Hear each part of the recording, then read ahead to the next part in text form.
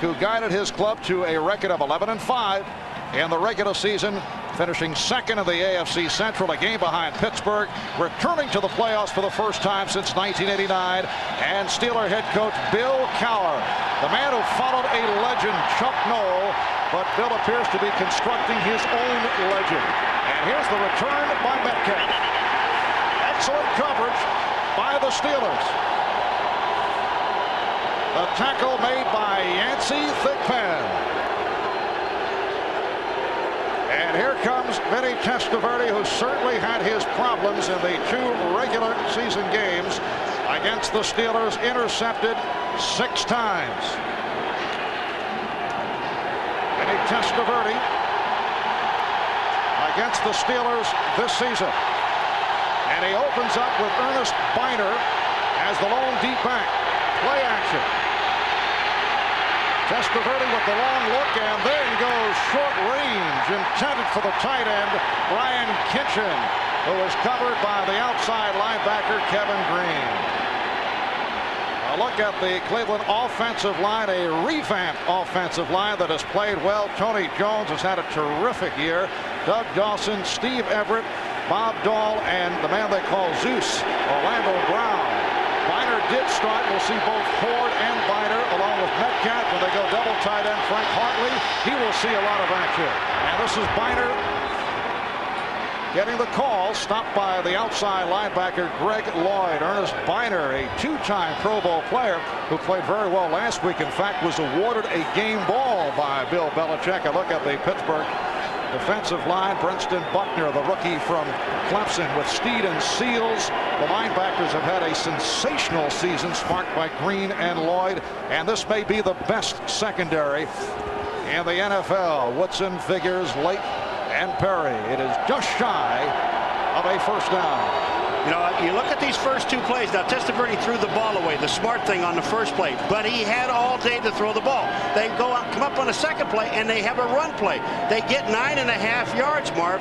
Right now, it looks like the offensive line is having its way with the defensive line, but it's only 2 plays. Coming up third and about a half yard. The Browns have been able to thrive with the ball control offense, very physical defense, extraordinary special teams play, penalty flags, with Orlando Brown, the right tackle, the man who appeared to make the first move. Well, first of all, it doesn't make any sense why Orlando Brown would move, if in fact it's him. Offensive right side of the line, 5 yards, third down. It's a false start. Here's the thing that Belichick told us about yesterday. We can't put ourselves in trouble. I mean, we got third and about a half an inch. Now look at this. Now here's Brown. He's moving out. This is really, there's Testaverde. Looked like a quarterback sneak, but I think they were going to hand the ball off to Biner. Why he moves so quickly, I don't know. You just have to sit there and listen to the snap count. I know it's noisy, but you have to pay attention. It sets it back to a 3rd and 5 at the Cleveland 33. And on the slant, it's Biner picking up the first down and some additional yardage. Gary Jones coming up to make the stop. So Ernest Biner goes for 8. Well, they did a great job. They get Lloyd coming upfield. Now he's on the outside. Hold on a second. Right here. Watch this guy. When he goes outside, watch what happens. They just let him go. Then they block out. Right there. You see him go outside? When he gets outside, there's no problem. Tony Jones just lets him go. The hole opens up naturally. Biner gets the first down.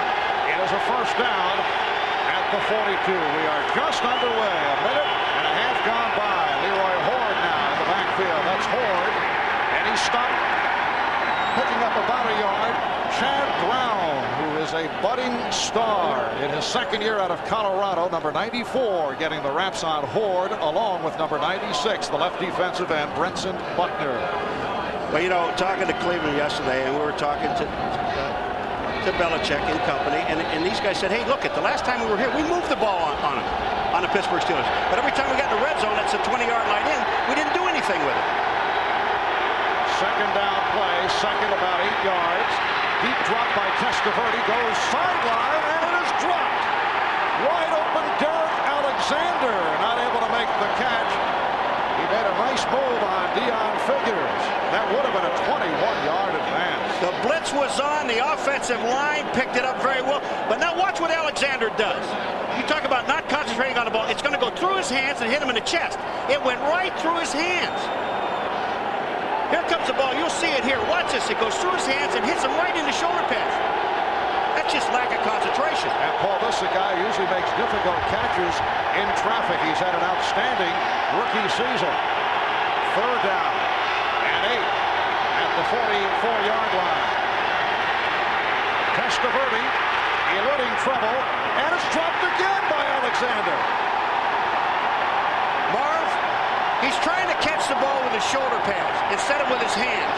It's not that cold down there. If you watch what this ball does, it's the second time in a row that the ball goes through and it'll hit him on the shoulder pads. Watch here. Stop. Bang. See it inside? Now he has no control of the ball. He's letting the ball hit his pads first and then with his hands. He's got to catch it with his hands. Flashing back to his days at Michigan, Derrick Alexander as a senior had problems dropping the football. This is Tom Tupa back to punt. And the dangerous Rod Woodson awaits at the 15. Tupa just did get it off. And the fair catch handled by Woodson. It is a 42-yard punt, and Pittsburgh will go to the offense for the first time.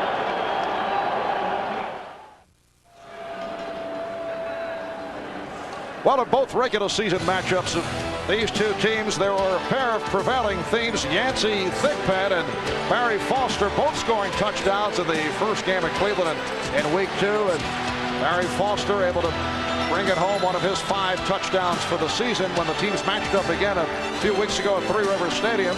Here in Pittsburgh, Thigpen and Foster again proved to be the difference, each again scoring touchdowns in the Pittsburgh victory.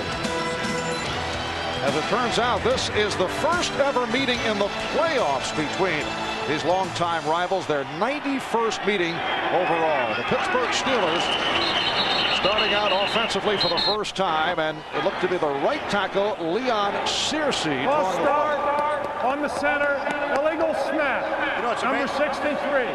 5-yard penalty, first down. Damani Dawson, the center, is the guy that picked up. That's unusual. Testaverde telling Alexander that's okay and not meaning it. Yes. And there is the offensive coordinator, Steve Crosby, trying to encourage the rookie from Michigan, Derrick Alexander, who led the Browns in receptions during the regular season with 48. It is a 1st and 15 at the 9 off the flag on Dermonte Dawson. And it's Barry Foster stopped by Pepper Johnson. Look at the Pittsburgh offense. A line that has done a superb job. John Jackson, Duval Love headed to the Pro Bowl, as is Dermonte Dawson for a 3rd time. Justin Strelzik and Leon Searcy. The quarterback is Neil O'Donnell. John L. Williams, 51 catches, team record for a running back this season. Barry Foster's had an injury hit year. We'll also see quite a bit of the rookie from Texas Tech, Bam Morris. So look at the receivers when they go to the 3 wide. The rookie Charles Johnson will come on. It's a 2nd and 13 at the 11.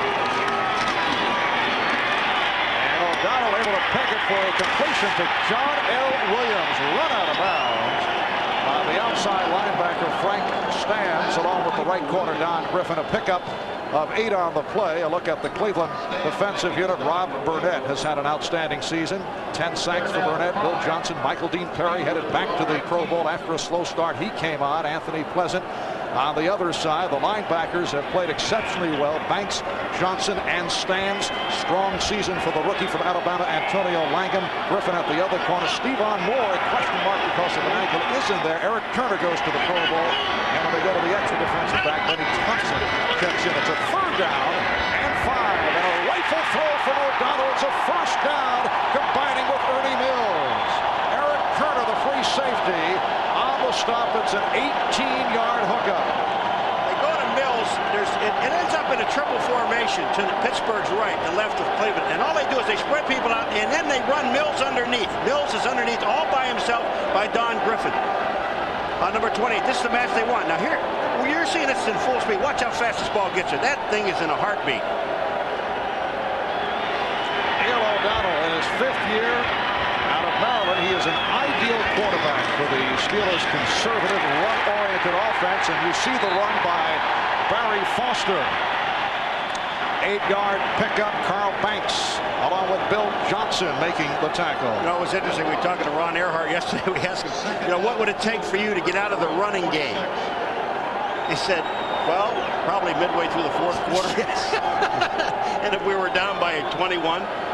Ron told us if Barry Foster and Bam Morris combined for 32 carries or more rushes, we feel we will win.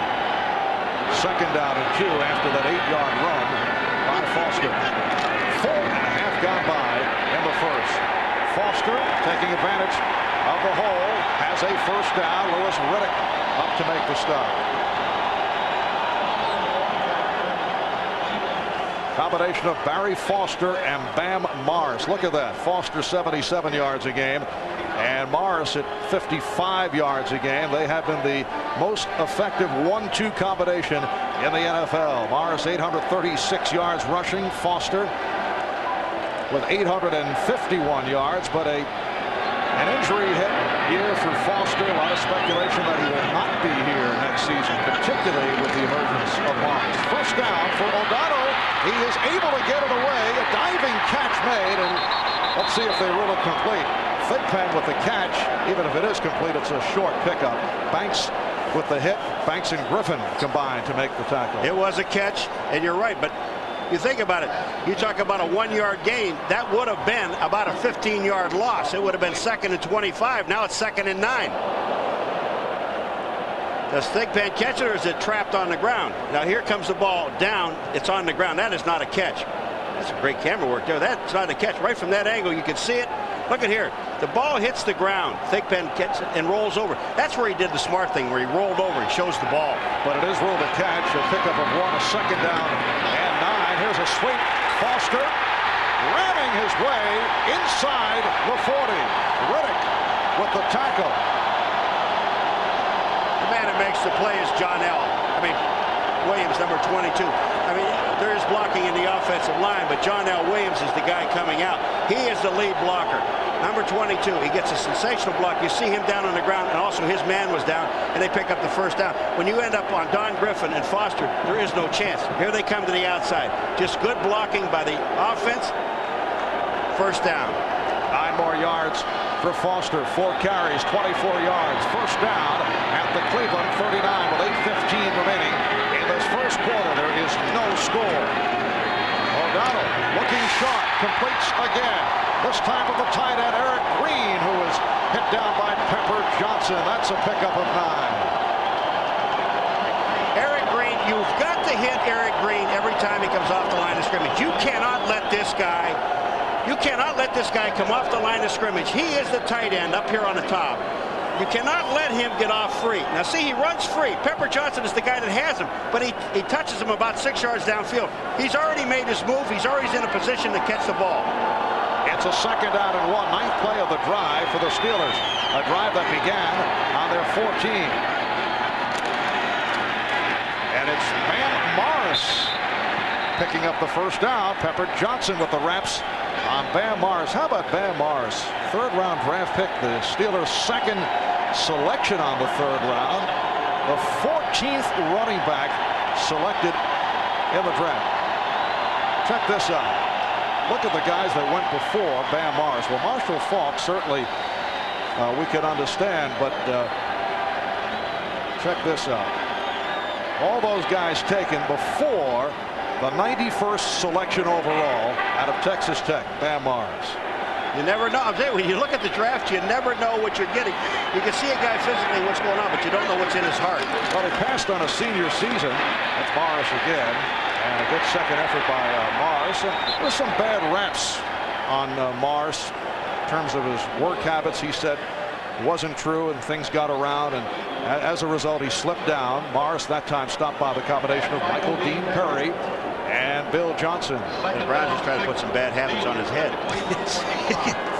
You know, it really is when you get a bad rap and it sticks with you. Then you get with a team that has great work habits like the Pittsburgh Steelers have. And I'm going to tell you something. All that stuff is forgotten. This guy is a better football player than he was, obviously, in college. Second down and 6 at the 25. Bills flanks to the right side. O'Donnell checked him out. And now goes short range and is able to complete to John L. Williams, but it is short of a first down. Carl Banks right there. Second catch for Williams. And O'Donnell has opened up, hitting on 5 out of 5 for 41 yards. And here they come back in now with the 4 wideouts. And when they do that, they keep John L. Williams in the game, and they take out the big tight end, Eric Green, and they take out the other running back. Bill Cowher, very energetic, emotional coach. His greatest feat when he first took over was selling the players on his program. Barry Foster just left the field. He didn't realize that's what happened. Barry Foster was late. They had 12 men in the huddle. Timeout is taken when we resume 3rd and 2 down at the 21-yard line. The NFL on NBC is brought to you by the new Dodge, a division of the Chrysler Corporation. By the American Express card. Don't leave home without it. By UPS, the official package delivery company of the NFL. And by Goodyear, #1 in tires. Very clever signage. Get that, Paul? You understand what's happening here? Fence D. Yes, very good. It has been 25 years since Cleveland has won a playoff game on the road. 15 years since Pittsburgh has won a playoff game at home. The winner here will meet the winner of Miami, San Diego. They meet tomorrow. They will all go against each other in the AFC Championship game. As O'Donnell on a 3rd down play went incomplete, so it brings up a 4th and 2. Pass intended for Eric Green. It was going to Eric Green. Benny Thompson was on him. They ran Eric Green inside real quick and then tried to get him back to the outside. Actually, O'Donnell threw the ball too soon because Green would have been open. So here is Gary Anderson, 2nd in the NFL in field goal efficiency, attempting from 39 yards away for the season 24 of 29. Line drives it. It is good. The Steelers 3 and the Browns nothing. 5:22 left in the first.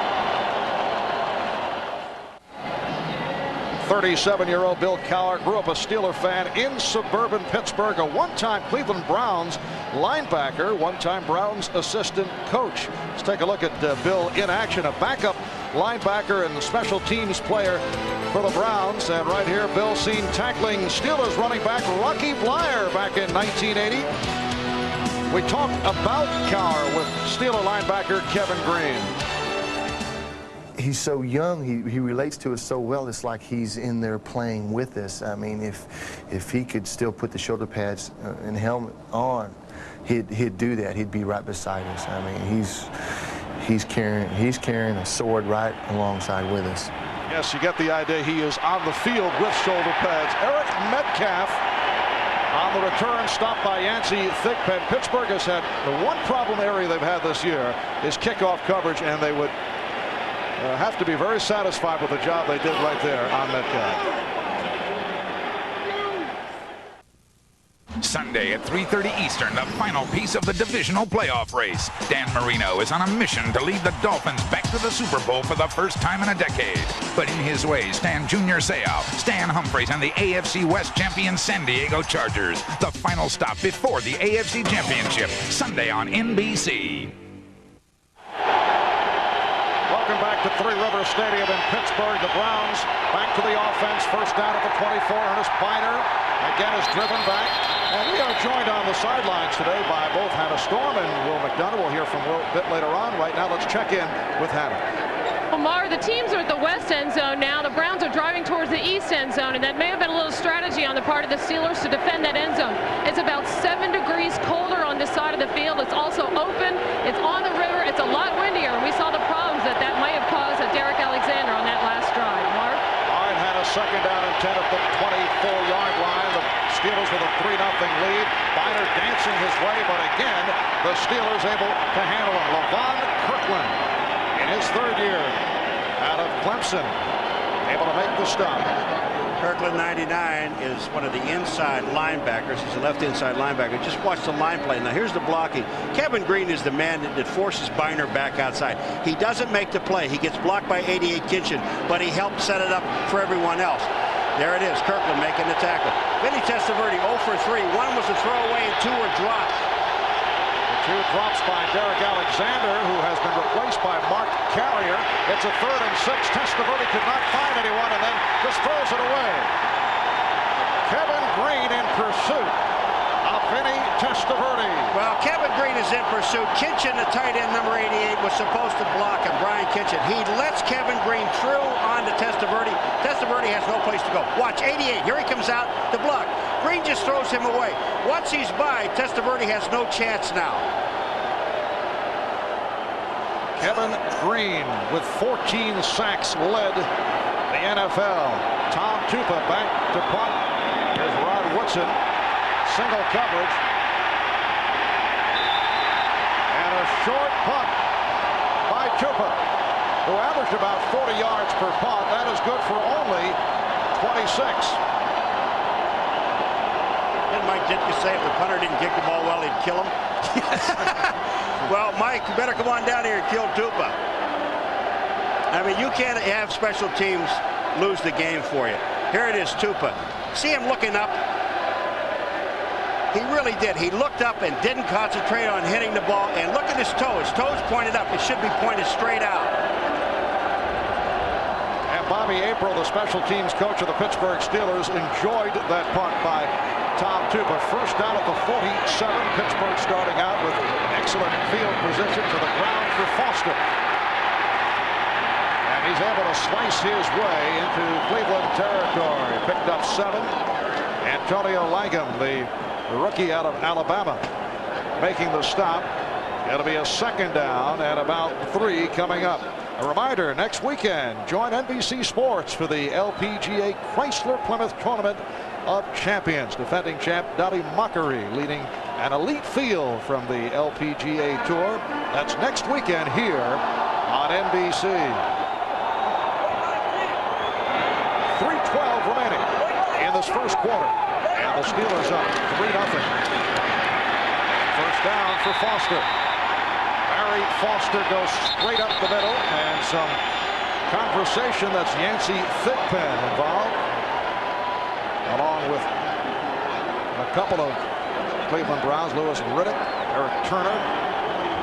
First down for Pittsburgh at the 41-yard line. Foster 6 carries for 36 yards. You know, Mark, and they, all that hype and all the stuff you hear about these teams, they genuinely don't like each other. I mean, they really don't.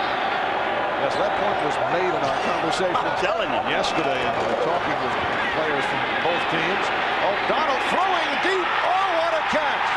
Down at the 20-yard line made by Ernie Mills. 21-yard reception. Mills doing it in front of the right corner, Don Griffin. And Mills is wide open. Look at this ball thrown up and over, and look at the time that Mills has to go get the ball. Once he makes the catch, he's going to pull it down now because he knows he's going to get hammered. He pulled that ball into his chest. Perfect catch and the perfect throw. But really, there's nobody there until the play is made.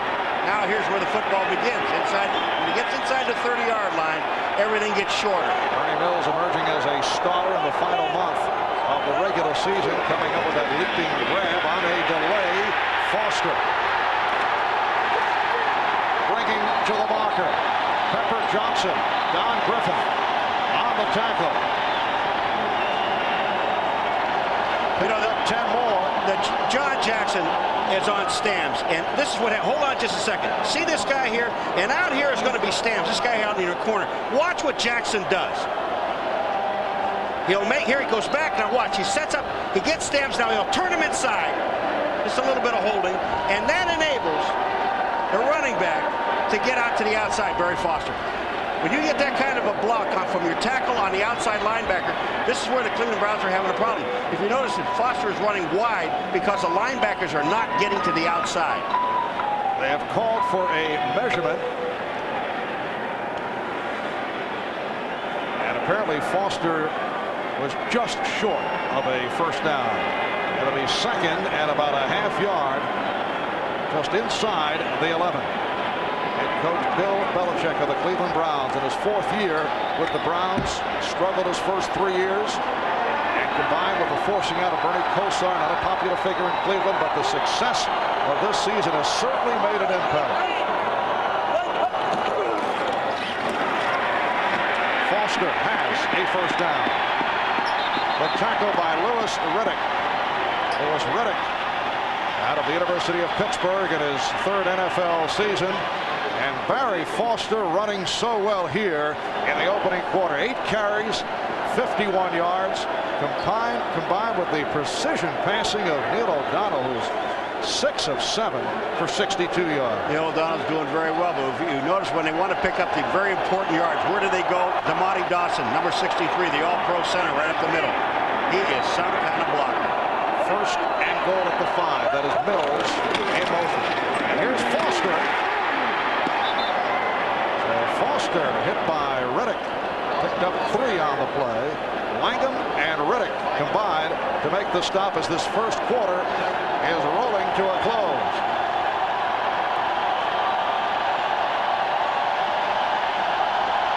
That's the end of one. Here at Three Rivers, the Steelers 3 and the Browns nothing. We talked about Damani Dawson right here, and this is Bill Johnson. Watch his leg buckle when he hits him. Then we're going to stop it. There goes the leg. It buckles. He's down. He turns him over to left. Now look, hold it in here. Now he jumps in and takes on Pepper Johnson. Pepper, he turns him out. Here comes Barry Foster. That any good? What Earhart say to us about him? The only complaint he has about the guy is too nice. Yes. That can be a very annoying quality also. He tries to get him mad. He'll have a perfect game. Very few people have a perfect game. He'll look at the film with Damani Dawson and say, well, coach, how'd you do? He said, you were lousy. You were lousy. And he said, oh, thank you. I'll be better next time. Unusual motivational tactics. Yeah, I like it. By Ron Earhart. Second and goal, down at the 3 as the second quarter gets underway. Foster picking his way, and he is stopped. A yard on the play for Foster. Pepper Johnson, who leads the Browns in total tackles, able to get the reps on Foster. All right, what Pepper does here, watch. They're going to pull. When they pull, he just comes in right behind the guard and makes the play. That's hustle. Saves the touchdown. But when the guard pulls, Pepper Johnson just fills the hole as a middle linebacker. Nice play. Pepper Johnson signed as a free agent last season after he was cut by the Giants. Had spent 7 years with the Giants. 8th play of the drive is coming up. Foster has carried the last 4 plays. An official timeout with backup tight end Craig Keith hurt. 7th round draft pick last year. Guy who made the roster as a 4th tight end last season and has been getting the playing time this year. We'll be right back. Welcome back high above Three Rivers Stadium. I'm here with a couple of nervous Cower ladies. This is a Kay Cower, and this is Megan, who's already a TV star. You guys nervous? Sort of. Now, we understand that even though Bill's won a couple AFC Central titles, he cannot beat you one-on-one in basketball. You, the former NC State star, and of course, a star along with your twin sister Faye for the New York Stars. Well, I've played. I'm a former player now, but he has a difficult time in our driveway. Okay, let's send it back to Marv. All right, Hannah, it's a 3rd and goal down at the 2-yard line for the Pittsburgh Steelers, who lead 3-0. O'Donnell, bullets, touchdown. The tight end, Eric Green, in front of Pepper Johnson.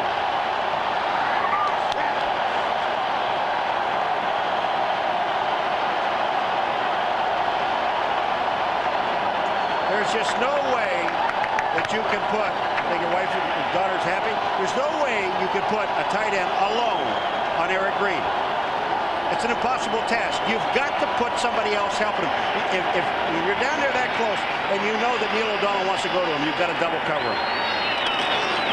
And here is Anderson adding the extra point. Eric Green is a guy who has seen his production fall off this season. A lot of questions about Eric Green, in particular since he will be a free agent following the year. Well, you know, you look at it. There's Mrs. Cower, yeah.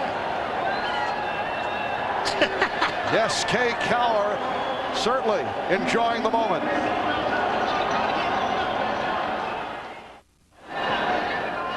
Not a good start for the Cleveland Browns. The Pittsburgh Steelers with a 10-0 lead.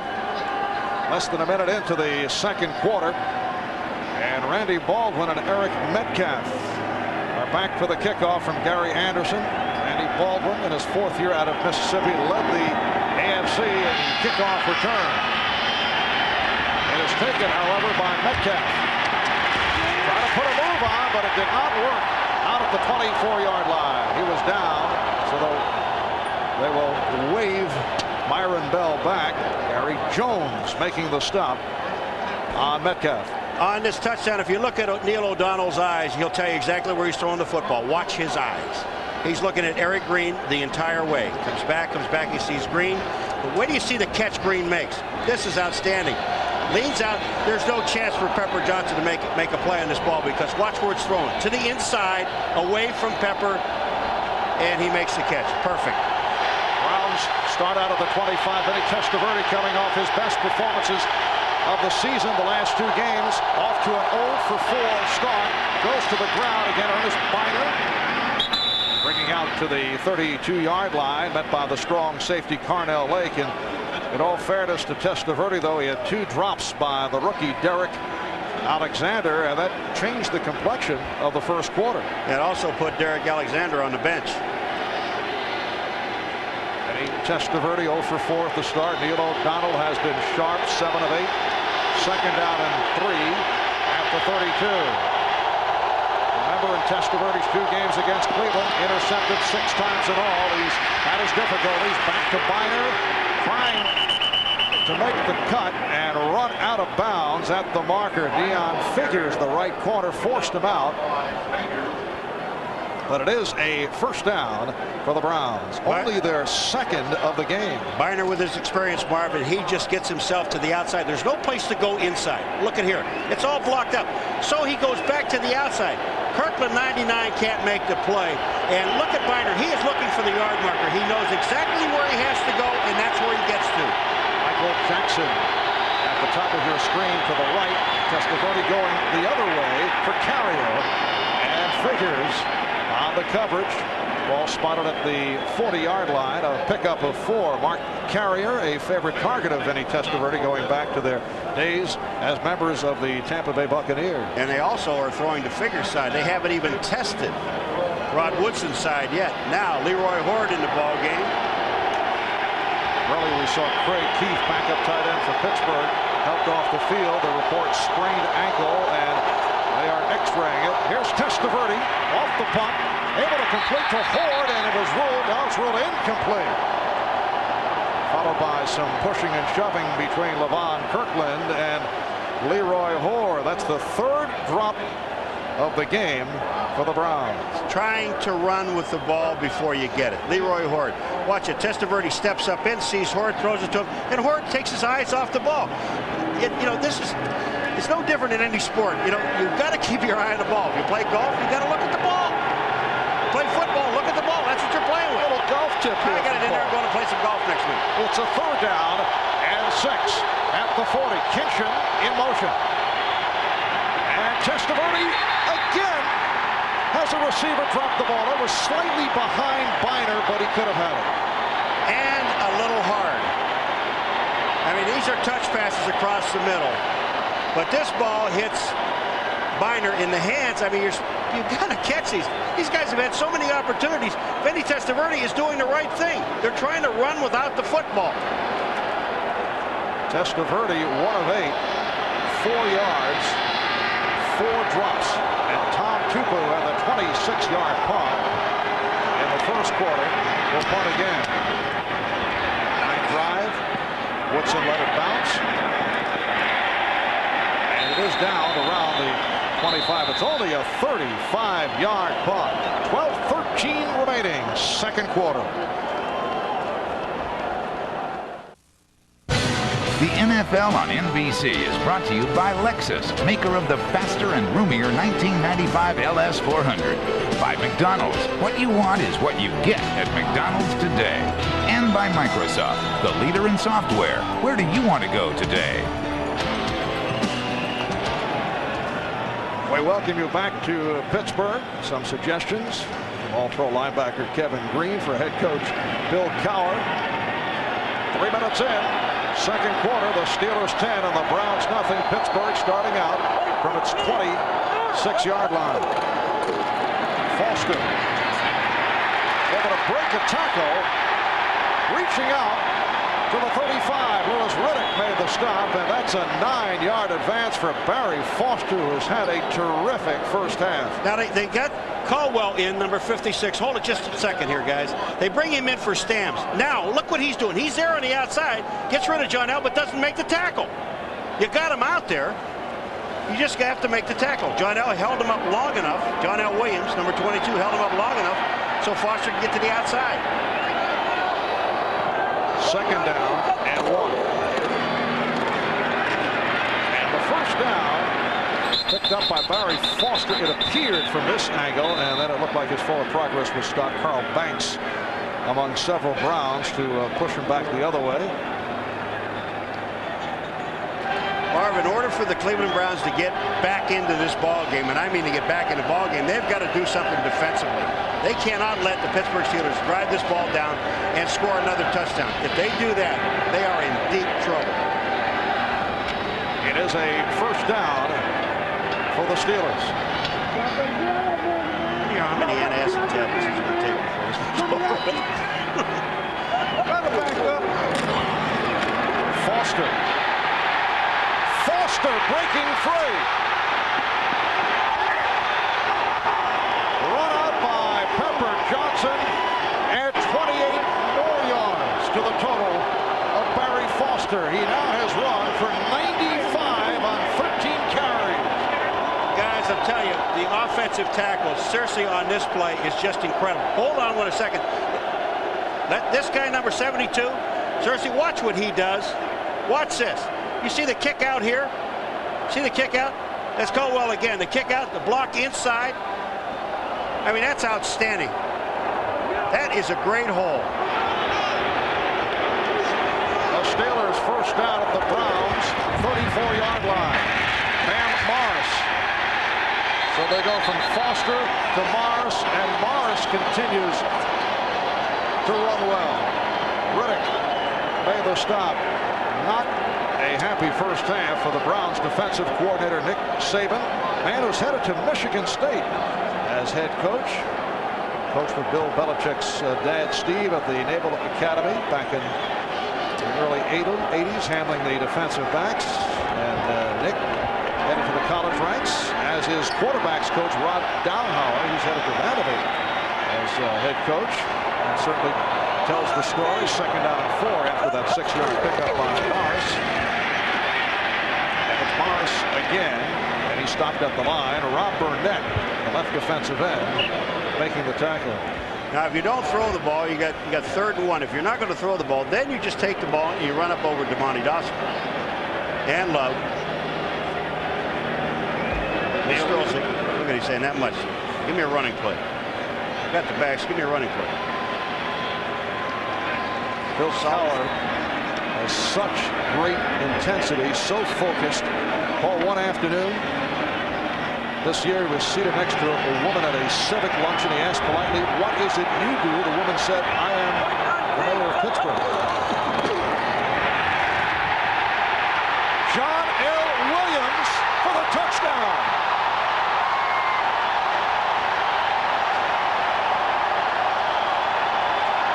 A 26-yarder.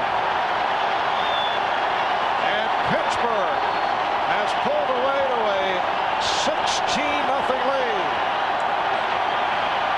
James Jones shoots the gap and runs right by John L. Williams, and the hole is created. We will see it later on, but it's number 96, James Jones, that opens up the hole. John L. Williams signed as a free agent from Seattle after spending 8 years with the Seahawks. Anderson adds the extra point. First 3 drives for the Steelers, they have run for 133 yards. They are eating up the Browns on the ground. 9:03 to go, first half.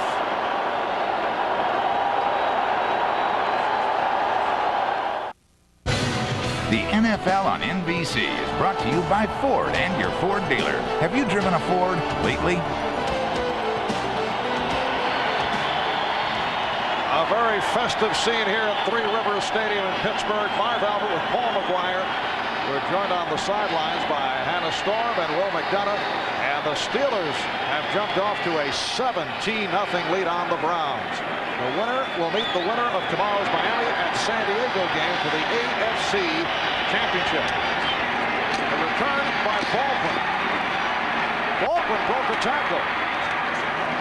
Is able to bring out to the 44-yard line. All right, remember when I said James Jones got into the hole and opened it up? Watch what he does here. He's down on his knees. He ducks his head. He goes through the hole. Hold it. Here's the ball carrier, John L. Williams. Here's James Jones. He's looking for Bam Morris over here. John L. Williams goes by. Now, there's missed tackles along the way. That's not all his fault, but it was his fault at the hole. He went through the hole. And just once he puts his head up, the runner's by it. Here he comes. Watch in the hole. He's down on the ground. Stop it there. Boom. John L. Williams is already gone. 6 plays, 74 yards within 2 minutes and 50 seconds. All 6 plays on the ground. Good kick returned by Baldwin for 37. Good field position for the Browns. Testaverde with a touch pass and able to complete to the tight end, Brian Kinchin. Covered by the right corner, Dion Figures. That time Testaverde looked downfield, but now look at Carl Banks, and there he is. He's yelling at everybody. I mean, Carl Banks is upset, physically upset. He said, we are not doing anything. We're not tackling anybody. We're in the wrong defenses. We're not doing anything right, and they haven't done anything right. I expected the best defensive game we've seen all year. We are seeing that by Pittsburgh, but we are not seeing anything near it by Cleveland. Second down and 5 at midfield. Back to the ground from Leroy Ford. And he is collared short of the first down. The combination of the left defensive end, Brenston Buckner, and nose tackle Joel Steed combining to make the tackle. I don't think there's any question. The way Leroy Ford runs, give him the ball again. You've got about a half a yard. Leroy Ford will do whatever he can to get that half a yard. They've got to do. I mean, this is the offensive coordinator. He is upset. They have not done anything. 3 and out. 3rd and 1, Ford to the outside, and he has a first down.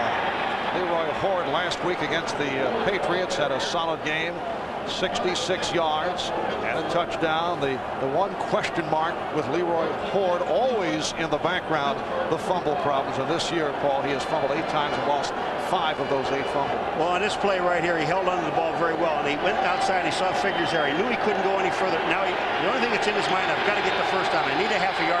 He turned it up. He did the right thing. Browns first down at the Steeler 45. 7:15 remaining. First half. Fake on the end around. Testaverde looking to freeze the defense. Throwing for Terrier, and it's intercepted. Intercepted by the free safety, Darren Perry. Darren Perry, who had 7 interceptions in the regular season, 3 coming against Testaverde in their first meeting. They're going to put the ball on the 1-yard line. Testaverde really has no business throwing this ball to Carrier. There is double coverage on Carrier, and Perry is just playing center field. All that faking in the backfield didn't do a thing to the safety, Perry, number 39. All he did was wait. He waited and watched Testaverde. The ball was thrown, double coverage on Carrier, and he makes the interception. But it was a terrific interception. I mean, he looked like a receiver instead of a defensive back. See the double coverage? Here it is. But look at this interception by Perry. See, the ball is at the 1. He's pulled into the end zone. That's where they're putting the ball, at the 1-yard line. But on the double coverage, if you'll stop here, stop. Here's Woodson. Here's Perry. Here's Carrier right in the middle of it. You got double coverage. You can't throw there. All of that faking in the backfield, my friend, does nothing. Didn't freeze the safety. He was there. And they marked the ball correctly. It should be at the 1.5-yard line or the 2-yard line.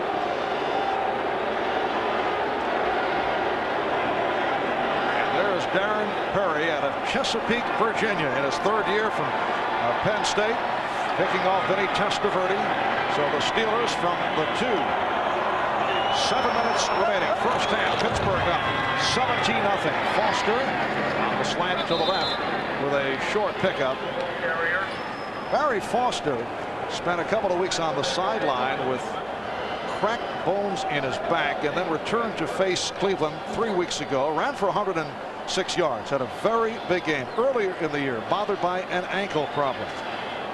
As we mentioned earlier, the subject of much trade speculation. It's been an injury-hit season. Some of those injuries have been questioned. Don't coaches always question injuries? They never believe anybody's hurt. The old threshold of pain question. And a stumble by Foster back at the 1-yard line. Carl Banks covers him up. Foster just tried to make a cut too soon. A quick cut. It's very slippery down here, and there's also part of the baseball infield. And watch what Foster does. As he plants that leg, he just slips out from underneath him. You got to be deliberate down here. Banks falls on top of him, but you really have to be deliberate. You can't be fancy. Run at the hole. If nothing's there, then you can skip outside. But don't try to make those hard cuts. This ground is frozen. Third down and 11 back at the 1. And Foster finds some running room, brings to the 6-yard line. And that will bring on the punting unit. If I'm not mistaken, this is the first punt, huh? They've been moving down the field. They've scored every time they had the ball. And Mark Royals will make his first appearance. Averaged just under 40 yards per punt. Saw that stat inside the 20, 35 punts to lead the NFL inside the 20-yard line. They like to keep it away from Metcalf. And they do. Carrier on the return. And a good one. Carrier to the 31-yard line, a 43-yard punt, and a 19-yard return. They told us Metcalf doesn't block. Yes, he does block. He saw Carrier waiting for the ball. He knew that he was going to get nailed, and Metcalf steps over, and you talk about sacrificing your body. Eric Metcalf, nice block. Here it comes. Watch Metcalf come over. He sees the defender down. Bam! Just think a shot. Willie Williams goes down, number 27, and Metcalf, credit him with this run. You'll see Willie Williams, watch him disappear. Here goes Metcalf. Whang. Nice shot. So the Browns from the Pittsburgh 30-yard line. Swing pass for Hoare. And runs it out of bounds at the 26, run out by Chad Brown. Just under 5 minutes to go in the first half. A reminder, tomorrow, join NBC Sports as the AFC Divisional Playoffs continue starting 3:30 p.m. Eastern Time with NFL Live. Miami at San Diego. The winner will either play at Pittsburgh if the Steelers hold on and win here today next week in the AFC Championship game, or will host the Browns if the Browns should come back and win today. Testaverde off the punt, able to complete, and has a first down. Michael Jackson with his first catch of the day. Michael Jackson had a standout game last week against the Patriots. 7 receptions, 122 yards. Michael Jackson says they won't allow me to score in the left-hand corner of the end zone, but he said I'm going to get there. Michael Jackson, total concentration on the ball. He did sit out a game, yes, he missed the meeting, and he was disciplined, and he realized why. At the prior game against Seattle, this is Ernest Biner. Short pickup. Buckner and Green make the stop, and again some chatter following the tackle. It's Kevin Green, 91, involved, along with Brian Kinchin, the Browns tight end. Back to the subject of Michael Jackson. He was benched for most of the Seattle game the previous week prior to the playoff against New England, late for a team meeting. And it certainly, according to Bill Belichick, got the attention of Michael Jackson. Yeah, when you say you're not playing, got your attention. Second down and 9 out of the Steeler 13. Just under 4 minutes to go. First half. Biner. Ernest Biner with his 8th carry. He has run for 39 yards. Well, we're seeing Derrick Alexander in the game for the first time since he dropped the 2 passes in a row early in the first quarter. He is back in the game. He was on that last play, but only in a blocking assignment. Derrick Alexander, first-round pick. Browns' second selection on the first round, and he's had an outstanding season. Third down and 5 out of the 9. Crowd urging on the Steeler defense. And Vinny Testaverde calls for a timeout. Well, the reason that they wanted a timeout, now I'll tell you why. Kitchen was supposed to be up on the line. He didn't get up on the line. All the guys were waving at Kitchen to get up on the line because if he didn't, he had Orlando Brown exposed. He would have been an illegal receiver, and they didn't have enough guys up on the line. And all the receivers were waving at Kitchen, get up on the line of scrimmage. And he was in a slot position. You see him shaking his head. Look at out here. This guy right here is Kitchen. Now watch where he sits. He's there. Now watch this guy, and this guy. They're all going to tell him, move up. So they're waving at him. They have Brown exposed right here. Get up. They're waving. Jackson's waving. Now they'll wave. Perry. Now Alexander waves. Get up. So and Kitchen said, who, me? You talking to me? 5-7-1. With the timeout, 3:09 remaining in the first half. Cleveland with 2 timeouts left. Pittsburgh 2 remaining. When we resume, a 3rd down and 5 for the Browns out of the Steeler 9-yard line. Testaverde did the smart thing. He could just call timeout. Kitchen never had that much attention in his life. Now he's up on the line.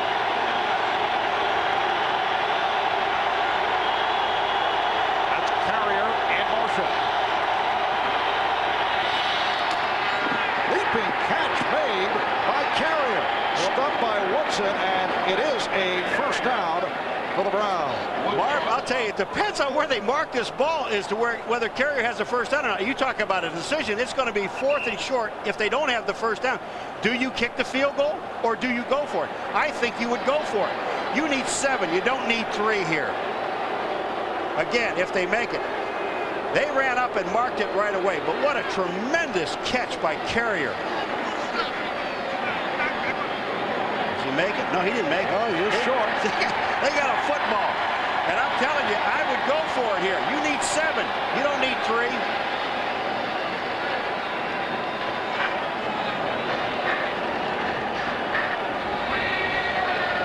It is a 4th down. Oh, they're going to kick it. I don't agree with this. Length of a football shy of the first down, and Matt Stover will come on. I mean, I understand that you're going to need 3 eventually, but a field goal isn't going to win this football game. You need touchdowns. The stat line on the season last week, 2 of 4, had 1 block. This is a 22-yard attempt. The angle to the left. The holder is the punter, Tom Tupa. Going for the 3, high snap, and Stover able to put it through. So the Cleveland Browns put points on the board, but with 2:37 remaining in this first half, they are down 17-3. It's another reason why I'm not a coach. I mean, is that the only reason, Paul? Yeah, that's one of the reasons. But it was a great catch by Carrier, though. And we'll try to get as close to that mark as possible. Testaverde is going to throw this ball to the outside, and the only guy that can catch it is Carrier. Look at the catch, the hit, and there's where the ball is right there. Now, I would say the ball should have been at the 4-yard line. Now, here comes the throw to the outside, right in your face. Here's the ball. The ball is at the 4, at the 4-yard line. I think they made a great mark because that's where the ball ended up. It's not where the body is. Where the ball is, and they marked the ball perfectly.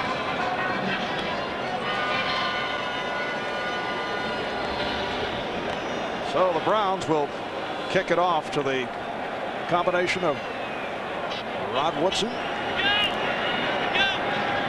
and it looks to be Charles Johnson, the rookie from Colorado, also back along with Whitestone.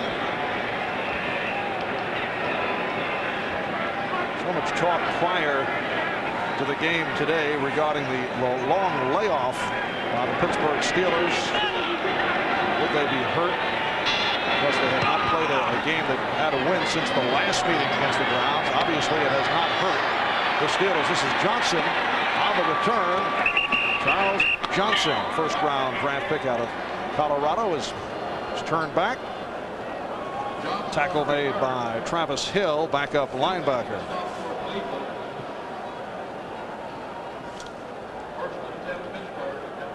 A look at the Pittsburgh possession rundown. First 3 very successfully, and primarily they have done it on the ground. Neil O'Donnell has also been on fire. 7 of 8, 64 yards, 1 touchdown. Barry Foster, 99 yards on 16 carries here in the first half. If you look at that punt, they started at the 2-yard line, and they were very conservative. 17-0 lead. All they did was run the ball, just punch it out and kick the ball away. And they only ended up giving 3 points on that release of the ball. So they start from the 21 with Bam Morris. Bam Morris running for the first down. Going for 17, Eric Kerner, the free safety, finally got to him. Marv, the linebackers, Carl Banks on this play in particular, he's doing some spinning and moving. You got to have your eye. Watch this guy right here. This is Carl Banks, 58. Watch what he does. Now, he won't even be able to see the ball carry. Look at the spin, the move. He spins himself right out of the play. Instead of taking on the guard, standing him up, or the tackle, Cersei, stand him up and fight off, he spins around and gets himself out of the play. Doesn't even see the ball carrier. The Steelers have run for 155 yards on the ground in this first half. 2-minute warning indicated by the referee Bob McElwee. 17-3 Pittsburgh. A reminder coming up, the Domino's Pizza NFL Live halftime report. Greg Gumbel, Mike Ditka, Joe Gibbs, Randy Cross join the guys in the studio. They'll check out highlights and a look at tomorrow's Miami-San Diego game, which will be seen here on NBC. 2 minutes remaining in the first half. Morris stiff-arming his way out to the 41. One other quality that is just terrific about these two backs, Foster and Morris, they rarely, as they like to say, put the ball on the ground. No, they don't. And you know, if you take a look at this offensive line, look at the offensive line, Marv. They are so good. When you look, Jackson, Love, Dawson, Trelzick, and Cersei, these guys, they just block and block and block. They don't make a lot of mistakes, and they've been around a long time. 2 Pro Bowlers, Duval Lowe and Dawson. Second down and 5 at the 43. O'Donnell getting the time again. Ernie Mills. And then he fumbled. Eric Turner on the recovery. Ernie Mills with the catch, covered by Don Griffin, and then coughed it up. And the ball goes back to Cleveland. 47 yards on the reception. But the Steelers give it back to the Browns. You talk about a huge break because Mills is wide open. Look at this. There's Griffin. He's got him beat. But Griffin, watch him strip the ball. Nice play by the defense. If you can't catch it, intercept it. Let's knock it loose. Turner picks it up, and they bring the ball back to the 21-yard line. What a turnaround. What a great. I mean, this, you talk about it. It could be 24-3. The Browns have another chance. Look at this. He just strips the ball. Mills has got to know he's going to get hit. Well, this is a Pittsburgh club that committed the fewest turnovers in the NFL. And in 10 quarters against the Browns going back to the 2 meetings in the regular season, this is the first time they have turned it over against Cleveland. First 2 games, 8 turnovers committed by the Browns. First turnover by Pittsburgh against Cleveland. The Browns from their 21, only a minute 5 to go. In this first half, they go to the draw for Biner, and they are not able to get the running game going. You know, an interesting thing that Ron Earhart told us about this football team, Pittsburgh Steelers, with Neil O'Donnell as the quarterback. When they throw the ball up in the air, they're going ahead. I'll get to it in a second. Second down and 5. Testaverde could not find anyone. And it's picked off. Intercepted. Tim McKyer getting it right back. Ryan Kitchen made the tackle. Tim McKyer.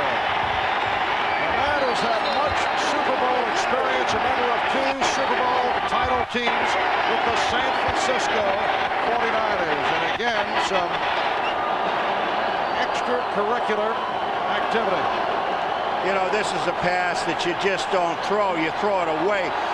Look at McKyer is watching Alexander, and look at this ball. This ball is just thrown. There was no zip on the ball.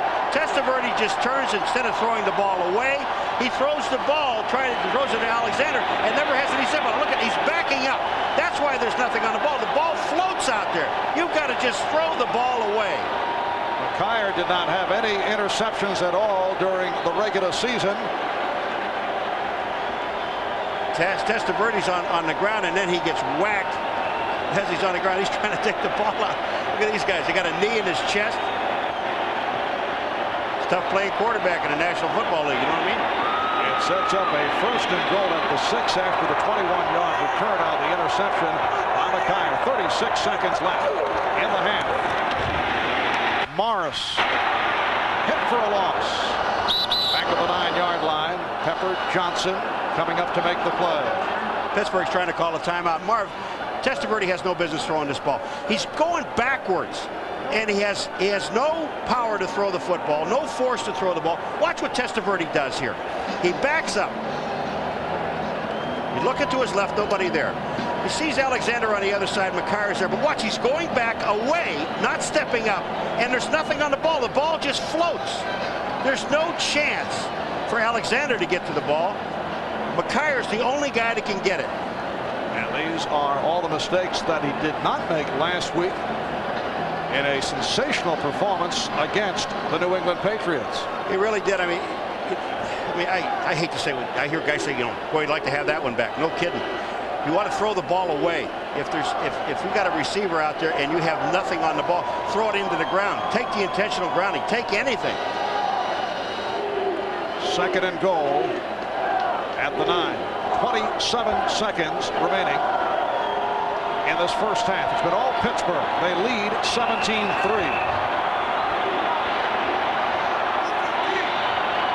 Morris and Williams are the running backs. O'Donnell looking end zone and threw it away. Ernie Mills in the area. And that time good coverage by the Browns. Mills was in the area, also looking at Green. Mills was on the backside, and Green was breaking late. He was watching Green. He wanted him that matchup on a linebacker. And why not go to that guy? Like throwing to a tackle. It's not this guy. They even got him measured at 280. And I'm telling you, they must have they weighed him when he was in the 3rd grade. 6'5", 280, one of the most unique offensive weapons in the NFL when he is going well. Built like an offensive lineman. It's a 3rd and goal out at the 9-yard line. O'Donnell, touchdown. Yancey Thigpen, who has just killed the Browns. It's a 9-yard touchdown pass play. There's McKyer, the man who made the interception. He gives Thigpen a hug. You know, this is a touchdown pass for Thigpen in all 3 games this year. Well, not this year. This is 95. 2 in 94, 1 in 95. But, you know, the big force on that play is Green. Green goes down and sits down in the end zone, and he draws the crowd, and Thigpen comes underneath and just nobody to cover him. And Anderson adds the extra point. 16 seconds left in the half, and the Steelers now lead the Browns 24-3. Vinny Testaverde throwing his 2nd interception of the first half, which led to the touchdown from O'Donnell to Thigpen. Thigpen is coming all the way across the field to make the play. And if you take a look at O'Donnell's eyes, he is looking for Green. He's looking for Green, and then he turns at the last second. He sees Thigpen. Here he comes underneath. Look at this. It's already cleared out. He's in the end zone for the touchdown. But Eric Green is the guy. The guy is in the end zone. He's setting up, and there's his towel comes out. He brings his own. He's got his own terrible towel. He must have stolen one from the stands. But here it is. It's kind of a last-second decision because Green sitting in the end zone is the guy that's drawing the crowd. Number 86. Thigpen comes underneath. Perfect throw. And Yancey had some difficult times recently. 4 weeks ago, 3 drops in the game against the Eagles. Came back strong, combining with Neil O'Donnell against the Browns. O'Donnell 9 of 11, 123 yards and 2 touchdowns. He has played, as we mentioned at the start, very well as of late. Certainly heard the criticism earlier in the season. He has been battered. He's been sacked 30 times. Booed. Yes. Had a 4-interception game in Seattle. And the kickoff return by James Jones. One of the up men. 11 seconds remaining in this first half. Carl Banks has certainly not enjoyed what he has seen.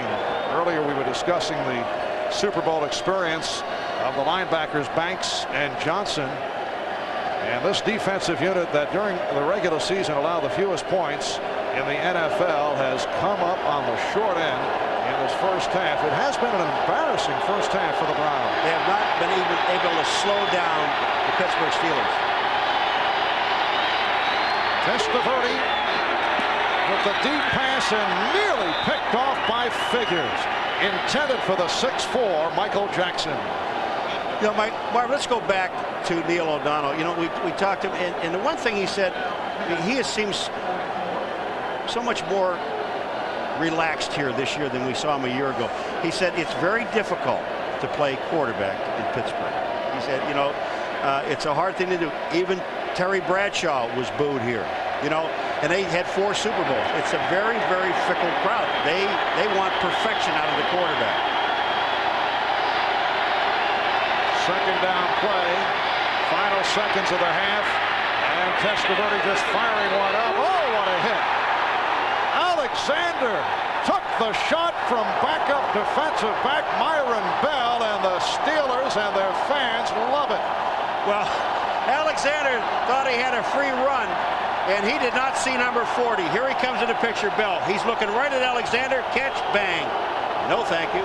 Goodbye. Myron Bell, a rookie from Michigan State, a native of Toledo, Ohio, with a shot on Derrick Alexander. That's it for the first half. Pittsburgh 24 and Cleveland 3 here at Three Rivers. The winner heads to the AFC Championship game. Now to our New York studios.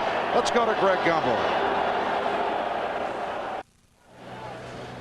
Welcome back to Three River Stadium in Pittsburgh. Marv Albert with Paul McGuire. The Steelers in a 24-3 lead of the Browns as we head to the second half. At the start of this telecast, was there some fellow who said this should be the best defensive game of the season? I didn't hear it. I swear was a guy to my left who looked just like you. Well, it is on one side of the ball. Yes, that's true. But the question is, are the Cleveland Browns capable of a comeback against a very tough Pittsburgh Steeler defensive unit? They have not had to be a comeback team this season. There are only 2 instances. They came back from 10-3 against Cincinnati in the first meeting with the Bengals and came back early in the game against Dallas. Well, with Vinny Testaverde's arm, I think they can. But the thing about it is, Marv, he's got to be patient. I mean, extremely patient. Look at that first series. They had 2 drop passes. They were moving right on down the field. They've got to do that again. By the return by Johnson. Charles Johnson, the rookie from Colorado, running for 18 yards. Let's check out the Coors Light halftime statistics. Well, the most important thing that the Browns have to do, you see that 123 up there? They've got to stop the running game. They have to stop this running game, or at least slow it down a little bit, where the linebackers and the defensive line, the up front 7 have to take over this football game. If they don't do that, this game is totally out of hand. Barry Foster running for 99 yards on 16 carries in the first half. Neil O'Donnell 9 of 11, 123 yards, 2 touchdowns, no interceptions. The Steelers first down at the 28-yard line, and it's right to the ground for Foster, and he's gang tackled. Pepper Johnson leading the assault. Pickup of a yard. It'll be a 2nd and 9. Pittsburgh Steelers finishing first in the AFC Central. That gave them a bye in the first round and home field advantage right throughout the playoffs. The Steelers did have home field advantage 2 years ago, and they lost to Buffalo in the very first game. It was Buffalo with Frank Wright filling in for the injured Jim Kelly. In fact, that score 2 years ago was 24-3, but in favor of the Bills. Second down play, and Mills making the adjustment to come up with the reception, covered by Tim Jacobs, and it is a Pittsburgh first down. That's good for 15. Now, this pass was thrown to the inside, and you know, when you talk about adjustment, what you just said, watch the adjustment that Mills makes. He's looking to the outside. It's thrown to the inside. He makes the complete turn around, gets the ball, makes the play. Tim Jacobs is there. But you know, every time you see something like this, again, I'm telling you, Eric Green is the guy that makes it happen. When he runs down through the middle or down the seam, 2 people stay with him. Steelers first down at their 44. The give to Foster. Found the hole. Very difficult to bring down. Turner and Griffin finally accomplished that feat. you know, this is not a time to get in a fist fight, do all this stuff, because all you do is hurt your team. Get back in the huddle. If you're gonna say something, say it with play. Hit somebody. Make some contact. Foster's running through this team like there really is not anybody there. Take a look at this run by Foster. It ends up to be, what, about an 7 or 8 yard run? Here comes Foster. The block is there. One missed tackle. Now the tackle's there by Turner. But it takes 4 guys to bring Barry Foster down. And Foster did go for 18 carries, 108 yards. And we're just getting underway in the third quarter. 2nd down and 2 for the Steelers. Foster has the first down. Sent back the other way by Eric Turner, although the Browns are claiming that they stole the ball. The question is, was Foster down? The officials are saying Foster was down. Right at about the 44-yard line, the officials already said the man was down. Now they'll talk. It's ruled. Forward progress is ruled. I mean, this is the one I don't understand. Forward progress is ruled. That means he was stopped? Not Barry Foster. Take a look at, he goes inside here. Here's Foster. He's hit by Turner, 29. Turner reaches in and pulls the ball out. Now that's a fumble. I'm sorry, folks, but that is a fumble. The man takes the ball away. That's what you're supposed to do. So it wasn't a question of whether he was down. That's what the Steelers were indicating. His forward progress was stopped. And that ended the play. And it's a first down for the Steelers at the Browns. 44. O'Donnell looking right and throwing left. And it's incomplete. Don Griffin on the coverage of Nancy Thigpen. Don Griffin almost misjudged this ball because Thigpen goes up in between it. It's almost shades of the second game. Watch Thigpen here. Here's Griffin. He sees the ball coming. All right, instead of coming back to the ball, he goes forward. Thigpen almost makes the catch. Heads up play by the offense. Griffin is lucky here because he really doesn't get his hand on the ball. Thigpen drops it. Brings up a 2nd and 10 at the 44-yard line. Steelers 24 and the Browns 3. 3.5 gone by in the third. A delay by Foster did not fool the Browns. Frank stands, the outside linebacker, there to make the stop. Delayed draw. That was the ugliest play they've run today. They went back there, and it's like Foster said, what are you giving this thing to me for? Watch this play. He goes back, yellow down, it's a draw. Foster gets it. There's just no place to go. Frank Stamms, outside linebacker, stays outside, takes Foster down for a 2-yard loss. That's good play. It's a 3rd down and 12 at the 46-yard line. Thigpen is flanked to the left, Mills to the right.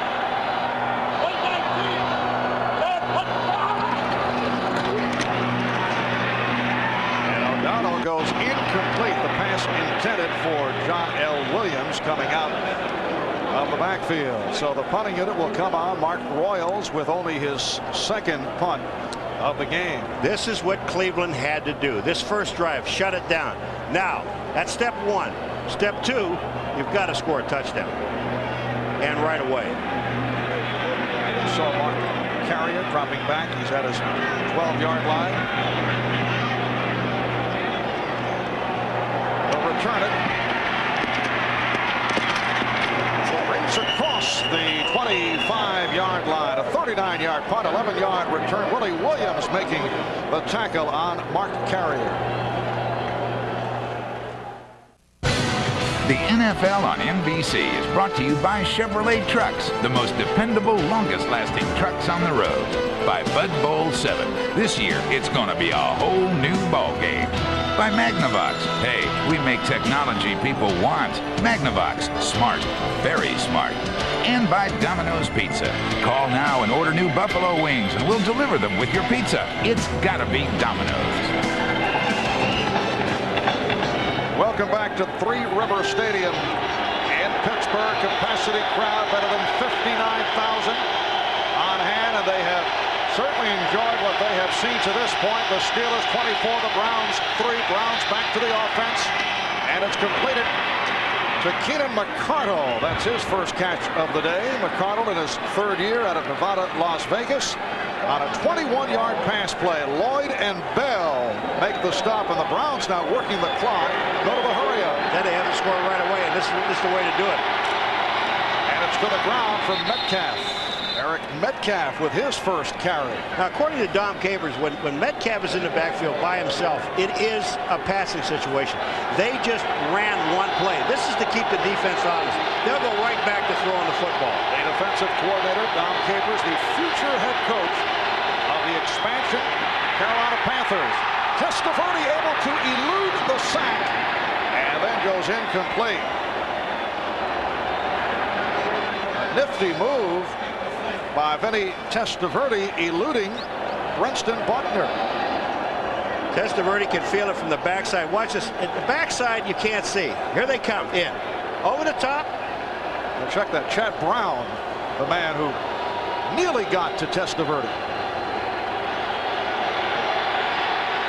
Chad Brown, the man who Steeler teammates felt should have made the Pro Bowl.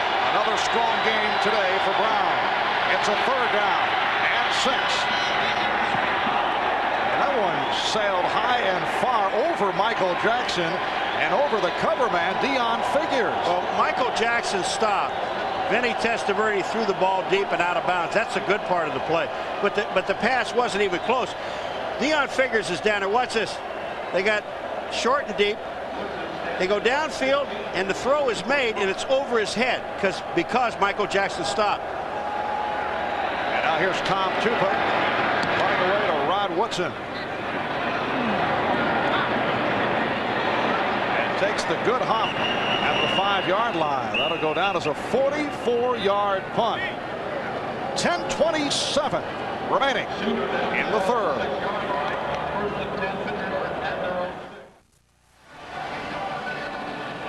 Marv Albert with Paul McGuire.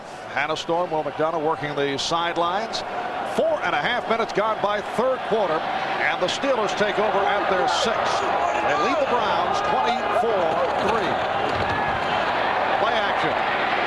O'Donnell able to connect with John L. Williams in the flat. He's stopped by Frank Stamps. Here's a unique illustration for you, and that it's cartoon-like, Paul. I know you can relate to this. I love pictures. This looks at the rushing. Look at 9 rushes to the left, 12 to the middle, and 7 to the right. You're spreading the ball all over the place. And another thing, on 1st down, 15 rushes on 1st down, 5 passes. And they're not going to do anything, Pittsburgh. They're not going to do anything stupid down here. It's very conservative. That was a rollout pass. Either throw the ball away or throw it short like he did to John L. Williams there. And it's a 2nd down and 8 at the 8-yard line for the Steelers.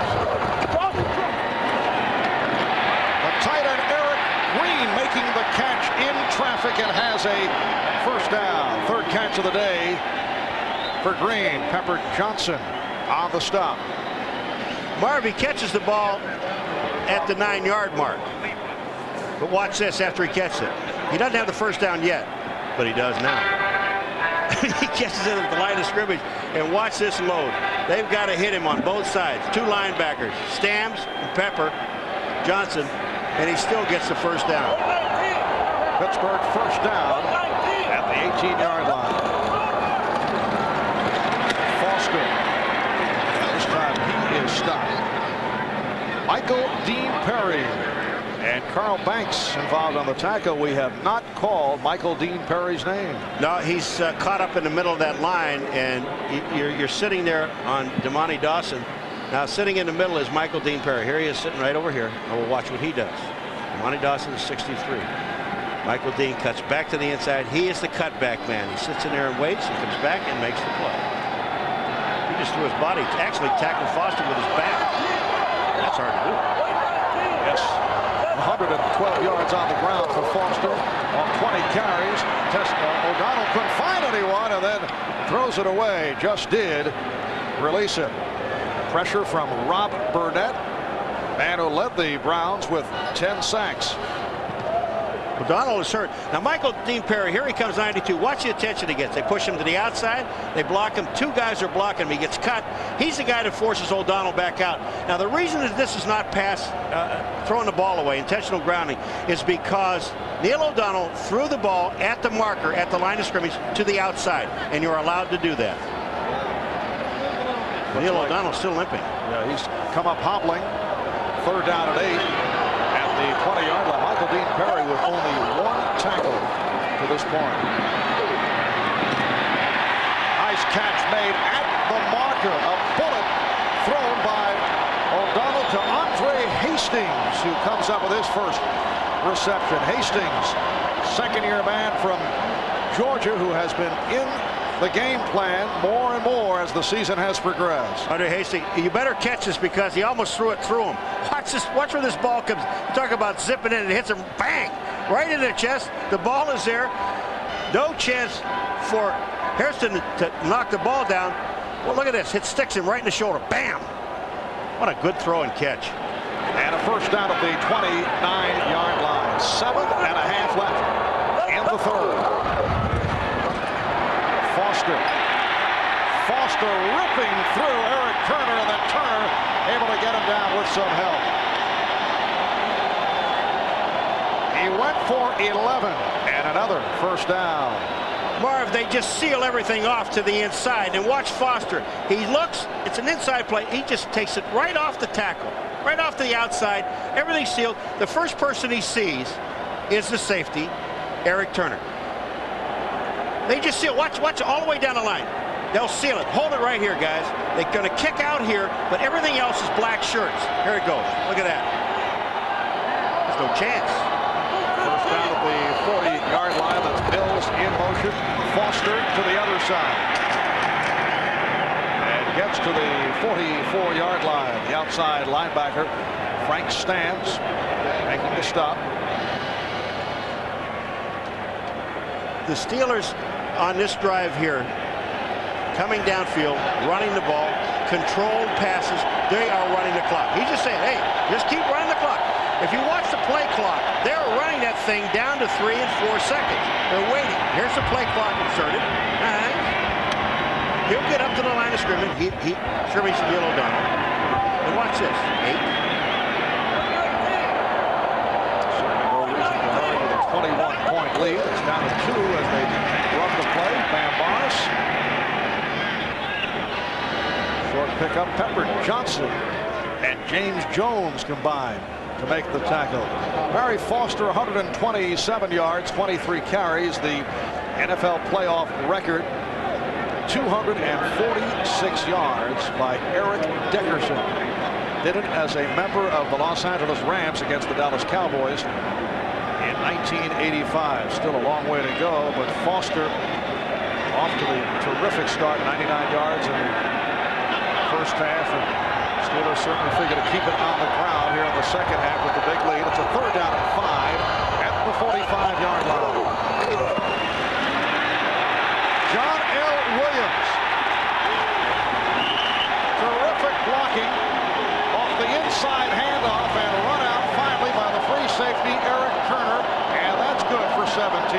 Well, I got to tell you what, Damani Dawson, first of all, we're going to show you this. Damani Dawson first, and then John Jackson, 65 to tackle. Hold on a second, let me just show you this guy, and watch this guy up here. He's the blocker out front. It really doesn't have to hit anybody. Look at Damani Dawson. Hold it right there. He makes this block inside. Now here comes Jackson to the outside. Watch what happens. He doesn't really have to block. Everybody's down. Damani Dawson does the job. He's just hanging on. Isn't that nice? Very impressive by John L. Williams. Noted as a pass receiver out of the backfield, but today he's run twice for 43 yards. First down at the Cleveland 43. And O'Donnell completes. Was he out of bounds? Yes, he was. Mills with the catch. Involved with Tim Jacobs, but he caught it out of bounds. You know, Marv, let's talk for a second about Neil O'Donnell, the job he's done today. He reads the blitz and he throws the ball. Now here it is to Mills. He's up in the air. He comes down 1 foot. I don't know if he'd have gotten that a foot inbounds. But the one thing we talked to Ron Earhart, look at here. Here it is. Bang. He might have been able to get that foot in, but the officials were standing there. They just say, no, you're out of bounds. But Neil O'Donnell, Ron Earhart, he said, tell us about him. Capsulize him for us. He said, we want him to just complement the offense. And today, he has complemented his offense. And then some. Oh, yeah. He has done the job. What a great day he is having. We asked Bill Cowher about Neil O'Donnell, and he pointed out, he said that Neil's major attribute is that he's handled what he labeled as the uneasiness thrown at him extremely well. Uneasiness, good word for it, from outside the team. In other words, he's heard it from the crowd from time to halftime. A little mix-up there as Morris and O'Donnell ran into each other. Michael Dean Perry coming up with the tackle along with Pepper Johnson. Bam just bammed the Yes, quarterback. he did. Yes. You know, you really don't know whose fault that is. Gil O'Donnell, I'm going to blame it on Bam because he's been flawless. Just blame it on Bam. He turns around. Here it is. Gil O'Donnell, Bam, Morse right behind him. He turns around and look at this play. Now, I think, all right, hold on. If you're looking at the blocking and you look at John L. Williams, 22, going to the left, Bam is going to the right. He's going the wrong way. It is Bam. Morse's fault. 2nd and 12 of the 28, a drive that has lasted better than 7 minutes. 13th play of the drive. O'Donnell able to stay in the pocket and incomplete. Nearly connected with Eric Green, who was covered by Carl Banks. Carl Banks quits on the play. Green does not. Green almost makes the catch. He almost gets there. It's like Carl Banks is looking at the ball's thrown too far, but not according to the big man. Here he comes. Banks is on him. Watch this. Banks sees him move to the outside, and he's like, okay, well, you can't get it. I'll put my hand up. But Green makes a dive. You feel this thing shake a little bit when he hit? No. 4 guys fell down on the sideline. He just rumbled down. 280. If he's 280, I'm 100 pounds. 3rd down and 12 at the 28-yard line. 3:20 to go in the 3rd quarter. Screenplay for John L. Williams, but does not get much. This screenplay took a long time. They ran a middle screen to the fullback, John L. Williams, and Gil O'Donnell waited and waited and waited. But the reason this thing didn't work is because O'Donnell, when he went back that deep, he went back right away. He showed screen. Well, they're 6 yards short of a 1st down, 4th down and 6, and the crowd applauds as Gary Anderson steps on. So rare to hear going for a field goal being applauded, but I guess with a 24-3 lead, you'll hear the chant from the crowd. And Anderson from 40 yards away, that's the official call, is able to put it through, and it extends to a 27-3 Steeler advantage. Sunday at 3:30 Eastern, the final piece of the divisional playoff race. Dan Marino is on a mission to lead the Dolphins back to the Super Bowl for the first time in a decade. But in his way stand Junior Seau, Stan Humphries, and the AFC West champion San Diego Chargers. The final stop before the AFC Championship, Sunday on NBC. Down to 2:35 remaining in the 3rd quarter, and the Pittsburgh Steelers now lead the Cleveland Browns 27-3. Kickoff by Anderson to the combination of Baldwin and Metcalf, played by Metcalf. Out to the 20 and spins across the 25. Taken down by Carnell Lake. A 20-yard return by Metcalf. We'll be back in Pittsburgh in a moment.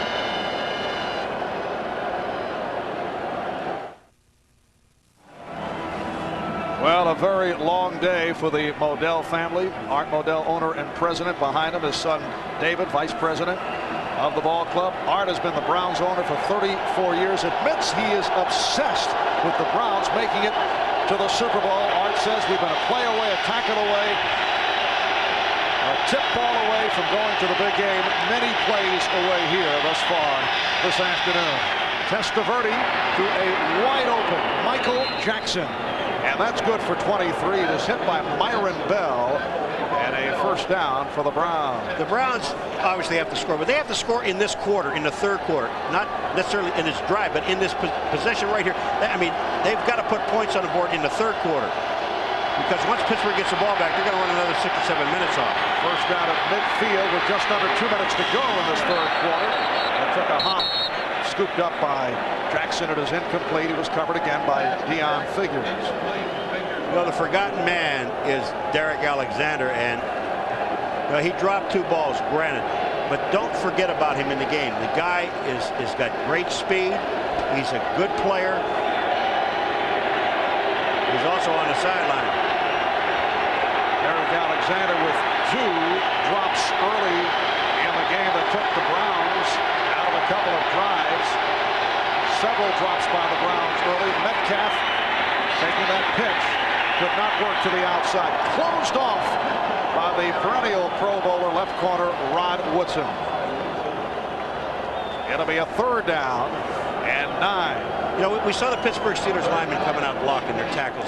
I want you to watch this play here. They try to run a sweep here to the outside. Hold on just a second right there, guys. This guy right here is Tony Jones. Watch what he does. Here's the difference in the two teams. Didn't block anybody. And Testaverde was almost picked off. Pass intended for Michael Jackson. And Chad Brown got a piece of it. They're going to punt the ball here. They have to. I mean, they're at the 50-yard line. They haven't. And now Testaverde is talking about, wait a minute, let's go for it. But the problem is now the play clock is starting to get down. You're in 15 seconds and counting. He's got to call a play, get him in the line of scrimmage, get the guys on the right side. They've got one of the guys on the punt team on the field, Hairston, and they got to get him off. Testaverde's going to have to call a timeout. Now you waste the timeout on top of it. Stacey Hairston is a backup cornerback. Timeout was taken. A minute 34 left in the 3rd.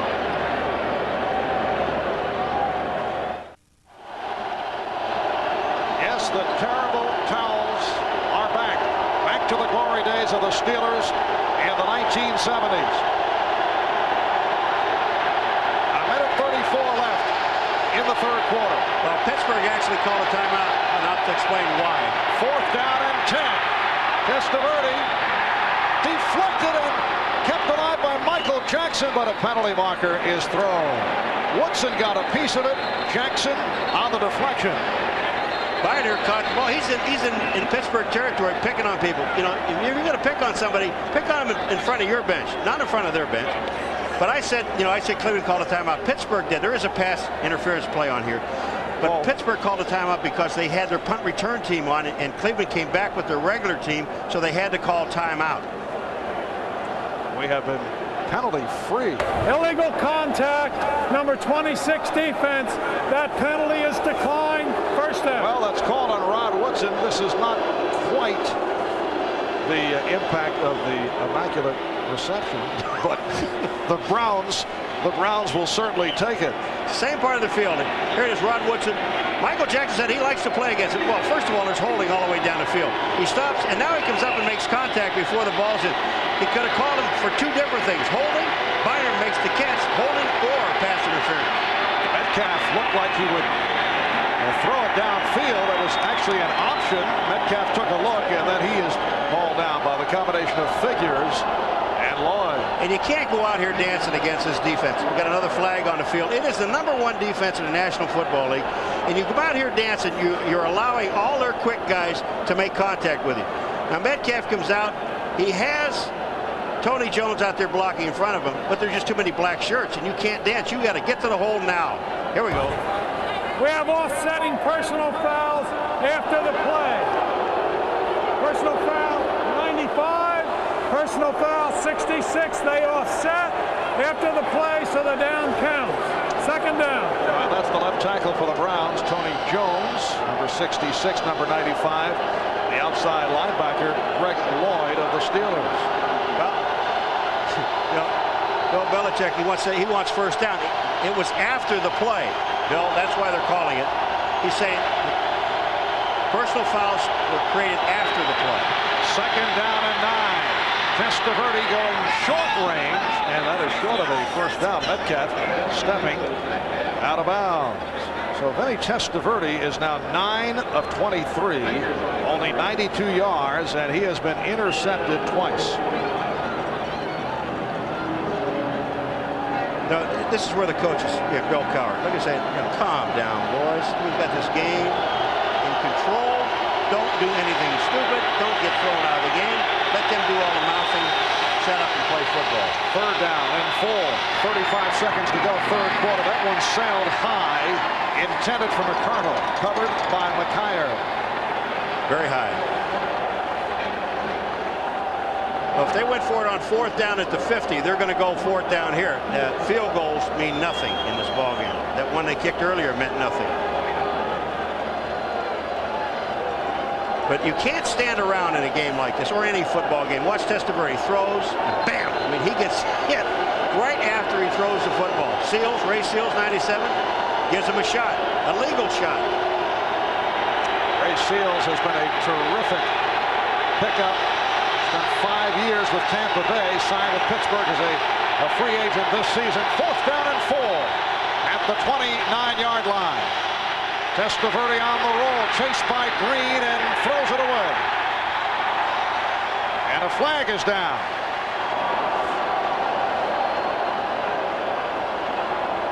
Intentional grounding. Intentional grounding. Loss of down. Well, it was 4th down. Bill Belichick is living.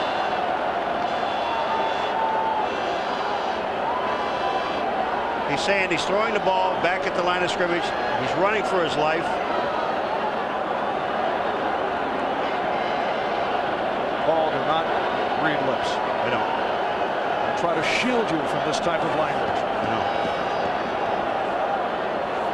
But I mean, Testaverde, what I don't understand, you know, he's running for his life, but it's 4th down. Don't throw the ball away. Throw it, at least you're going to throw it down the field.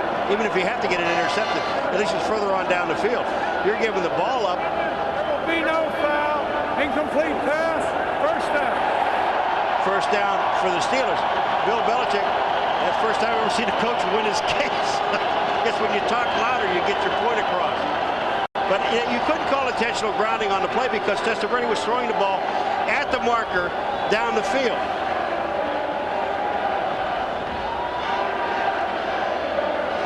See, here comes Testaverde. Now he's outside the pocket. As long as he throws the ball towards the marker. See the marker right there on the left-hand side, 4th down marker? That's right where he's throwing the football. Tim McKyer is there, but you're allowed to do that. Bill Belichick in the face of the head linesman, Ernie France. But he has seen his Browns give the ball back on downs. 28 seconds to go, 3rd quarter. Pittsburgh 1st down from their 30. They lead 27-3. Foster picking his way out to the 35-yard line. James Jones, Frank Stams with the wraps on Foster, who has now run for 133. A pickup of 6. It'll be a 2nd down and 4, but time is running out in the 3rd quarter. The Steelers hearing it from the crowd of Three Rivers. They lead the Browns 27-3. This telecast is presented by authority of the National Football League and is intended for the private use of our audience. Any rebroadcast or other use of this telecast without the express written consent of the NFL is prohibited. The Pittsburgh Steelers breaking it open. 21 points in the 2nd quarter. As this 4th quarter gets underway, they are up 27-3. 2nd down and 4 at the 36-yard line. Bam Morris with a short pickup, stopped by James Jones. Well, from the Cleveland Brown point of view, with nothing going on offensively and certainly defensively, if you're Bill Belichick, do you consider making a change to the veteran Mark Rippon? I mean, you got to do it sometime. You're in the 4th quarter now. I mean, Vinny Testaverde has been totally ineffective. So you got to do something to spark your football team. Now, is the question, is it quarterback? Obviously not at this point because he's not even loosening up. That is if the Browns get the ball back the way the Steelers have controlled matters. Andre Hastings, and he coughed it up. The officials checking it out. It's recovered by the Steelers. So they pick up additional yardage on the fumble. Andre Hastings with his 2nd reception. Andre Hastings in this reception here, watch, he's just trying to get a little bit more, and then the ball is knocked out by Don Griffin, number 28, and who gets it back? Mills? Take pen. It's Andre Hastings, 3rd-round draft pick last year out of Georgia. Steve Everett, starting center for the Cleveland Browns. 1st down at the 44-yard line. Morris hurdling over a couple of players, stopped by Frank Stams. Morris, the ball carrier.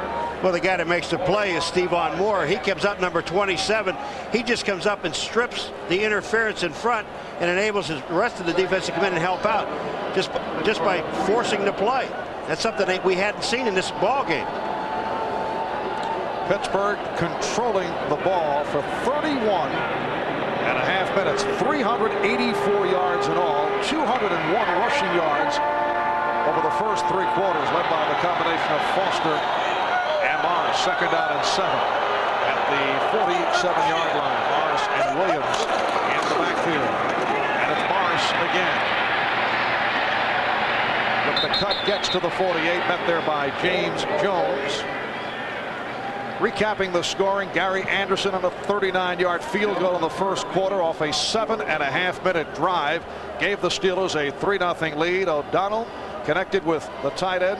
Green on a 2-yard touchdown pass, another long drive. Pittsburgh led 10-0. John L. Williams, 26-yard touchdown run, extending to 17-0 in the second quarter. The Browns picking up 3 points on a 22-yarder by Matt Stover. O'Donnell to Thigpen, 9-yard touchdown pass play. Pittsburgh led 24-3, set up by the interception by McKyer, and then Gary Anderson hit from 40. And it's been all Steelers. Van Morris, the intended receiver. And the punting unit checking in. Here's Mark Royals, who has had a very quiet day, only his 3rd punt. Mark Carrier dropping back.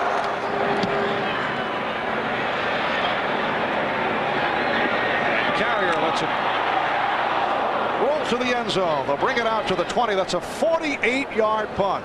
12 minutes remaining in this fourth quarter. The NFL on NBC is brought to you by Acura. Some things are worth the price. By Coca-Cola Classic. Always the real thing. Always Coca-Cola. And by IBM.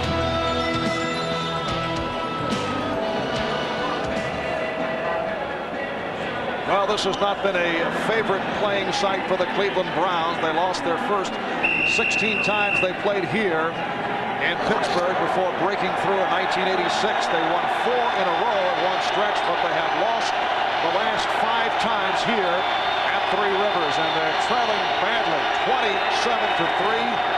The Browns take over at their 20-yard line. Testaverde completed. Hooking up with Keenan McCardle. Carnell Lake on the stop. They'll give you this all day long because what the Pittsburgh Steelers are doing with their 4 defensive backs, and they're just dropping them off. They have 5 defensive backs in the game, and they're just dropping the safeties deep and letting Cleveland have the underneath. And it's second down and 4, incomplete. Off the double coverage, Carnell Lake with a good hit on Keenan McCardle. Carnell Lake, a linebacker in college, made the transition to strong safety in a big way.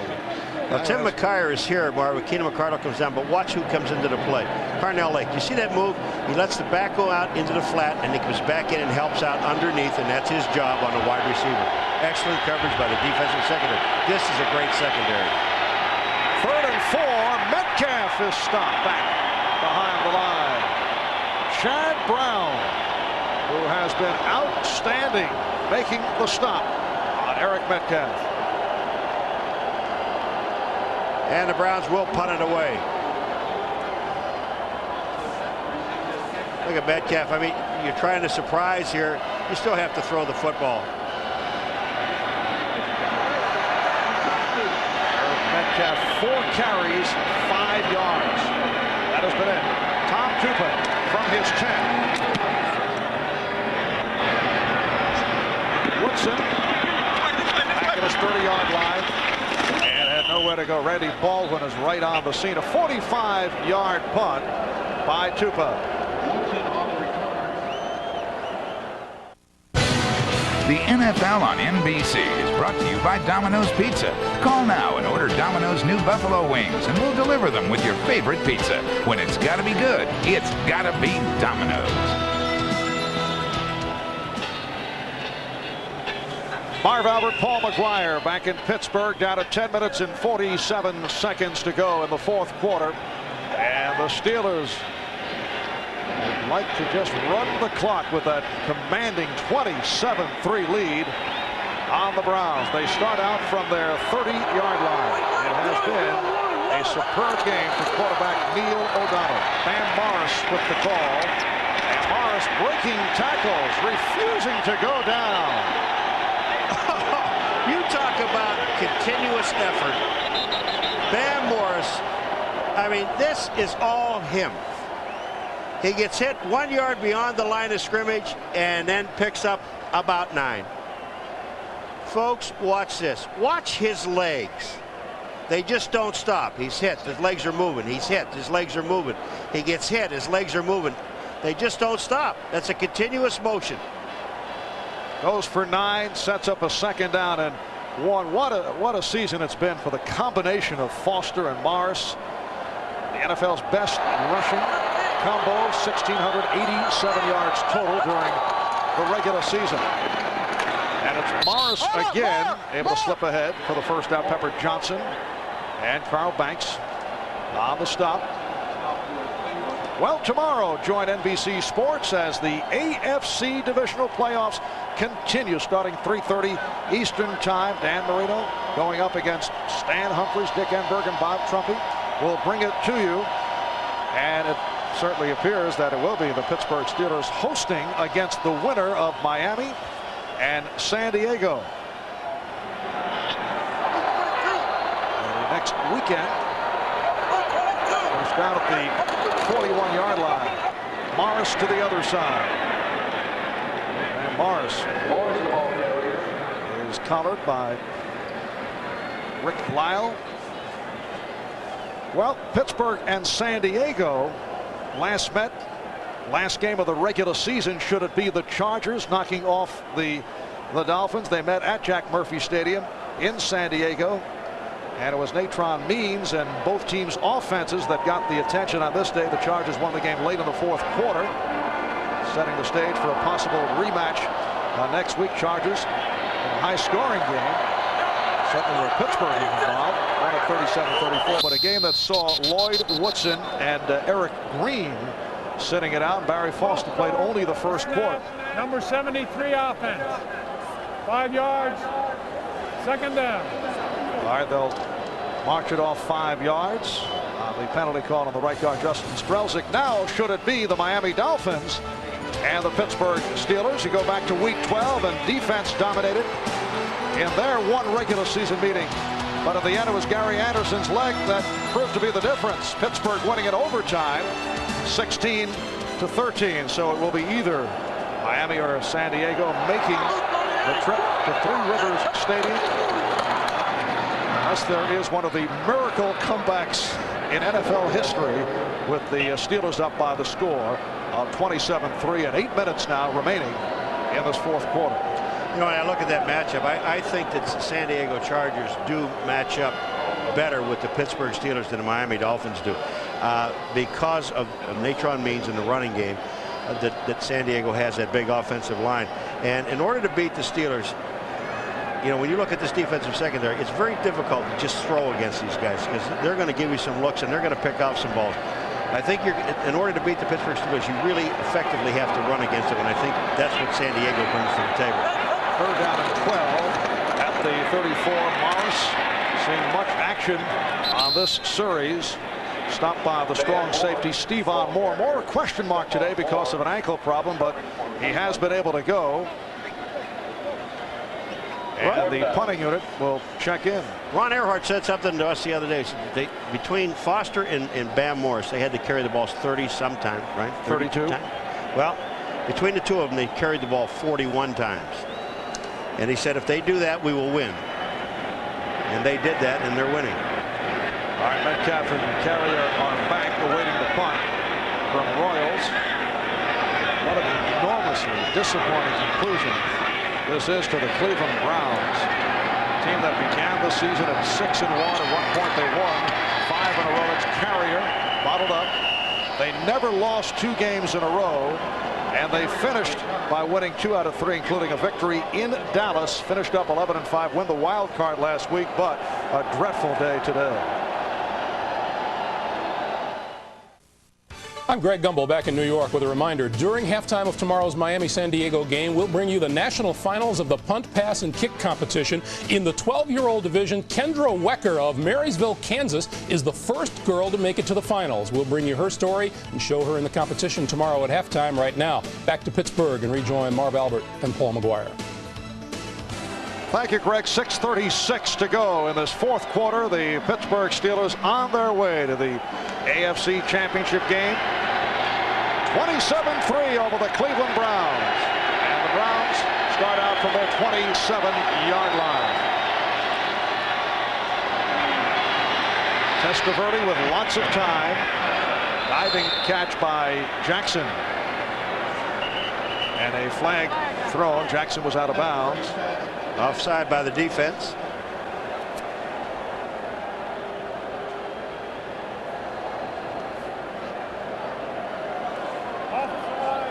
Defensive nose tackle, 5 yards, first down. Defensive nose tackle. He has no number. Well, Greg Lloyd told us yesterday after practice that he felt the Steelers would do a better job against Vinny Testaverde than the Patriots did. He felt that New England did not pressure Testaverde well. You have to make him rush his decisions. Pass thrown behind Carrier. And it has certainly been a different story for Testaverde here this afternoon. 10 of 28, 99 yards, 2 interceptions. And it did not start on the right track with at least 4 drops by the Browns, 2 by the rookie Derrick Alexander. But if you take a look at Testaverde, you said that New England didn't pressure him. The Steelers only pressured him a couple of times in this game. He's had time to throw, and he's had drop balls, bad passes, bad decisions. Second down and 5. Testaverde going deep. And it's incomplete. Flags are thrown. Michael Jackson involved with the right corner, Dion Figures.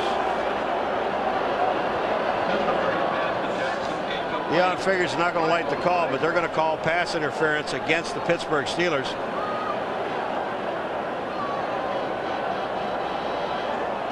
Defensive pass interference, number 21. First down. Michael Jackson is coming back to the ball because the ball is a little underthrown. Here's Michael Jackson. He is by Figures now. But see, he has to wait and come back. And when he does that, Figures grabs him by the shirt. There's no question about the call. Testaverde, he just doesn't seem to get enough drive into the ball. He doesn't step up. He's throwing the ball flat-footed. In effect, that's a 35-yard penalty. Metcalf coming out of the backfield. That's the first time the Browns have attempted that. Carnell Lake made the stop. It's a 12-yard advance and another first down for Cleveland. But again, the defensive secondary, they're playing way off. They're giving you the middle of the field. First down at the 20-yard line. Testaverde to the end zone. Touchdown. Keenan McCardle. On a post pattern for the first touchdown of the day for the Browns. A 20-yard pass play. Quiet in here. It's very quiet. You know, it'll probably end up 27-10 after they kick the extra point. But, you know, that was a nice drive. It took a little over a minute in the drive. But that's because the secondary sits back and they let you do whatever you have to do. Now the Pittsburgh Steelers, the way they've been controlling the football, 5 minutes and 53 seconds, they could virtually eat up the entire clock. Well, Keenan McCardle did not have a touchdown reception throughout the regular season. Browns going for the 2-point conversion. Testaverde to the back of the end zone. And it is ruled. Let's see. And he had possession inbounds. No signal. The officials discussing it. McCardle claimed he had it before he bobbled the ball and then lost it. He had possession of the ball when he hit the ground. But again, as he hit the ground, did he have possession while he was in bounds in the back of the end zone? There's only 2 guys that can see it. The 2 that are talking.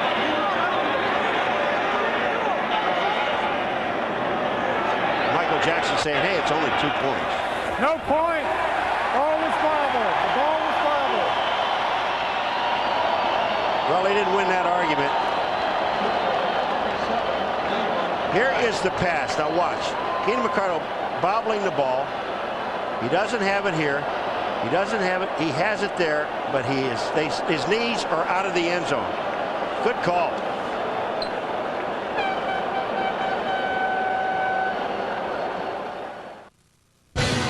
The NFL on NBC is brought to you by Oldsmobile and your authorized Aurora retailers.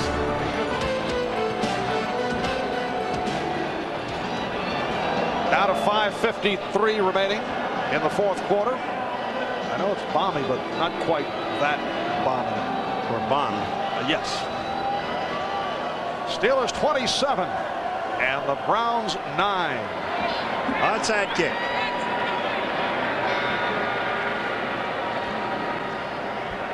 Matt Stover teeing it up. Notice how they lay it in front of the tee on the ground.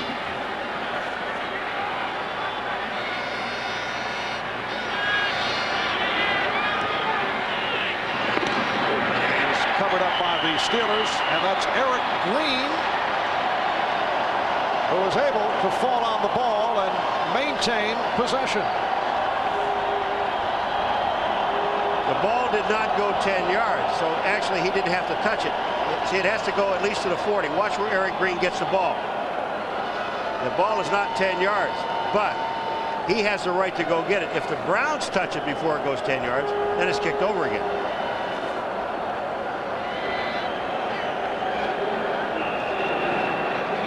So a first down at the 39-yard line, and Mike Tomczak has come on at quarterback for Neil O'Donnell, and what a job by O'Donnell this afternoon. 16 of 23, 186 yards, and it's Tomczak. Steve Avery also in the backfield for the first time today. Rick Lyle, rookie from Missouri, made the stop. Mike Tomczak filled in for Neil O'Donnell, came up with a couple of quality games, winning both. Mike, a one-time Cleveland Brown, spent a year with the Browns, 6 years with the Bears. This is second season with Pittsburgh. Neil O'Donnell now looking to next week, and the Steelers will face either the Dolphins or the Chargers. Bam Morris picked up a yard. Pepper Johnson making the stop. It will be a long ride, at least long for, what, 130 miles for the Cleveland Browns back home, making the trip here from Pittsburgh. A little over 2 hours, and it seemed like an eternity. Vinny Testaverde not able to do it as he did a week ago, coming off his best performance of the season against the New England Patriots. The season concluding for the Cleveland Browns. Inside handoff to Morris, and he's hit for a loss by Dan Footman. So a lot of shuffling on both sides of the ball with time running out, and a timeout is called by the Browns.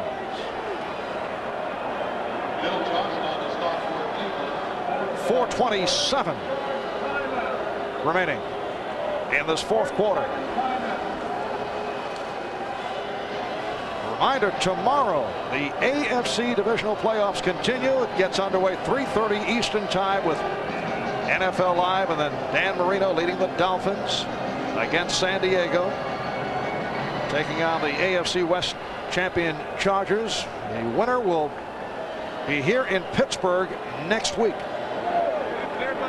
Tomorrow, NFL Live will kick it off at 3:30 Eastern Time.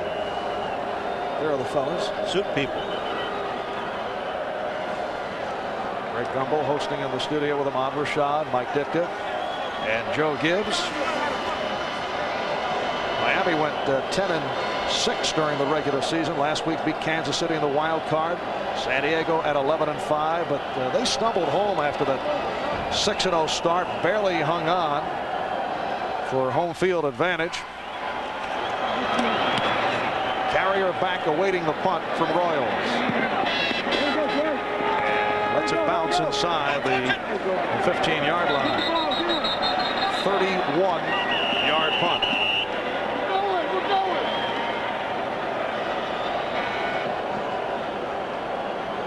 The Browns offense back on the field as we approach 4 minutes to go in this fourth quarter. You know, the Cleveland Browns, that first drive they had the ball, they went down, and you know, we're not going to kill Derrick Alexander, but here's a guy that drops 2 passes. They were in a drive. They were moving so smoothly. They ran the ball in the drive. They threw the ball very well, and 2 drop passes that would have been first downs.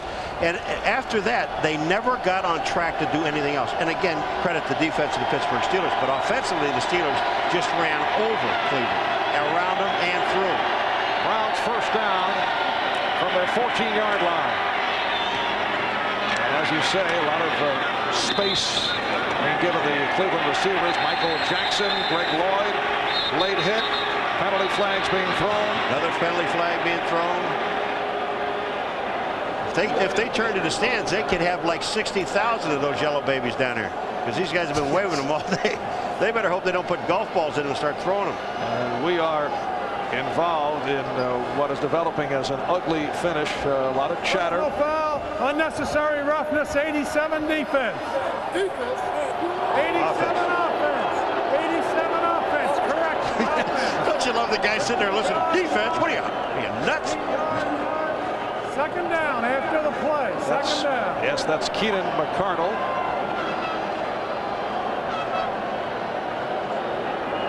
All right, Keenan McCardle is number 87. Look at this shot. I mean, he jumped forward, left the ground to make that shot, and that is a cheap shot. So when you see a shot like that, you know, you throw a guy out for hitting a guy with his fist. When you see a shot like that and you're standing there. We'll repeat first down, penalize half the distance to the goal line. He wants him thrown out of the game. See, I agree. I think that a cheap shot like that, throw the guy out of the ball game. Because it's uncalled for. You got a guy standing there. The play is already over. And then here a guy comes in and leaves his feet and hits him with his head. Watch this shot here. Look at this. He leaves his feet and just drills him. And the officials are, yeah, you throw the flag, throw him out. So the Browns now back at their 13-yard line. It is a 1st and 11 at the 13. Testaverde taken down. First sack of the day by a club that led the NFL with 55 sacks. This will be a combination of Brenston Buckner and Kevin Green receiving credit. You give all 3 guys credit. Testaverde, I mean, you got to understand, you can't stay back there this long and expect these guys to protect you. Kevin Green is the guy that forced Testaverde up, and when he did that, then they just labeled him. 2nd and about 20 at the 4. Metcalf trying to run out of there. Cannot. It's Buckner stopping Metcalf.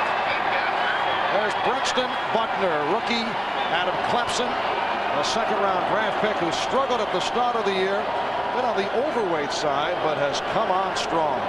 He has done a great job with this team. You know, if you take a look at this entire defensive team, the best team defense in the National Football League, these guys know their position and they play it extremely well. They don't do things they really don't do things out of the ordinary. They play their position. They don't ask them to do anything different. 3rd down and 20. Testaverde is taken down for a safety. Carnell Lake and Kevin Green getting to the quarterback. It is a safety and add 2 more points to the Pittsburgh Steelers total. I mean, when you sit there, you wonder. You really wonder what goes through Vinny Testaverde's mind when he's back there in the end zone like that. First of all, look at the time. Here comes Kevin Green again. He steps up. Look at the time, and he's standing there waiting. You've got to throw the ball away. You're standing in the end zone, and then Carnell Lake comes in and makes the play. Kevin Green is the guy that forces it. Watch this. Inside. You think he ever quits? He's going to the quarterback. They're going to throw. I'm coming after you. He's down. Picks up his leg. Parnell Lake 37 is going to get it. Watch Kevin Green. He's down on the ground. Now watch who ends up picking up Testaverde's leg. Green.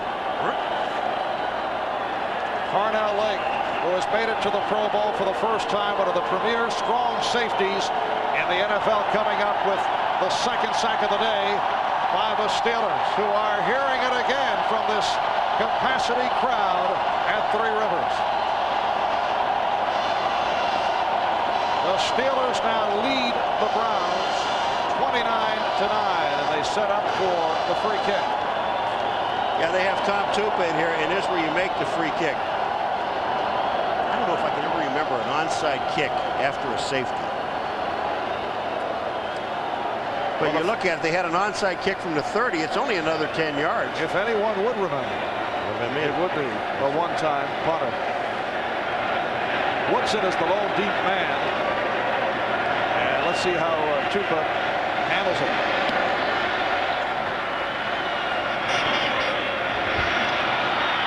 Woodson on the return and goes down at the 35-yard line with 2:35 to go in this fourth quarter. The Steeler defense putting on a performance, and once again words exchanged.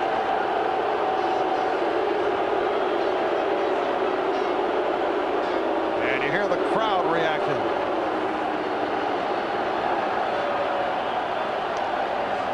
All right, for more on the Steeler defense, let's check in with Hannah Storm. Hannah? Well, Mara, you notice how the Steeler defense retained their intensity throughout the whole game. They're all wearing these T-shirts underneath their uniforms.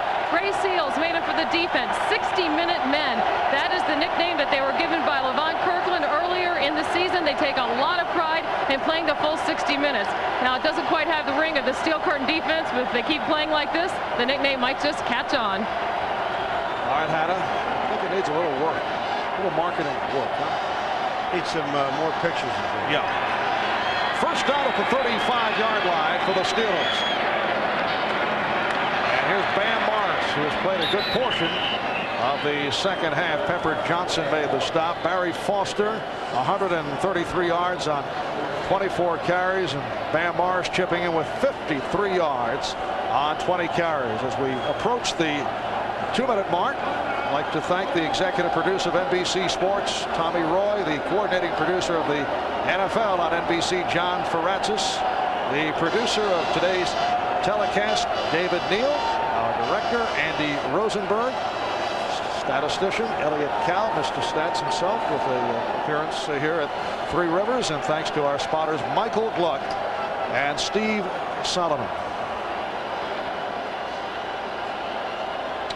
Timeout has been called with 2:18 remaining in this fourth quarter. So much talk here in Pittsburgh comparing the Steel Curtain defense of the 70s, some familiar names, some great names in NFL lore down through the years, comparing it with the defense of the present day Pittsburgh Steelers. A look at some of the numbers back in '74 on a per game basis. The Steelers allowed only 13.5 points per game. This year's version, 14.5. Joe Green, 9 sacks. In '74, you see the comparison with Kevin Green, although Kevin, of course, doing it from the linebacker position. Bam Morris on the carry. And now the clock rolling towards 2 minutes. Mike Caldwell, backup linebacker, made the stop, and we now have 2 minutes remaining in this fourth quarter. Pittsburgh is on its way to the AFC Championship game.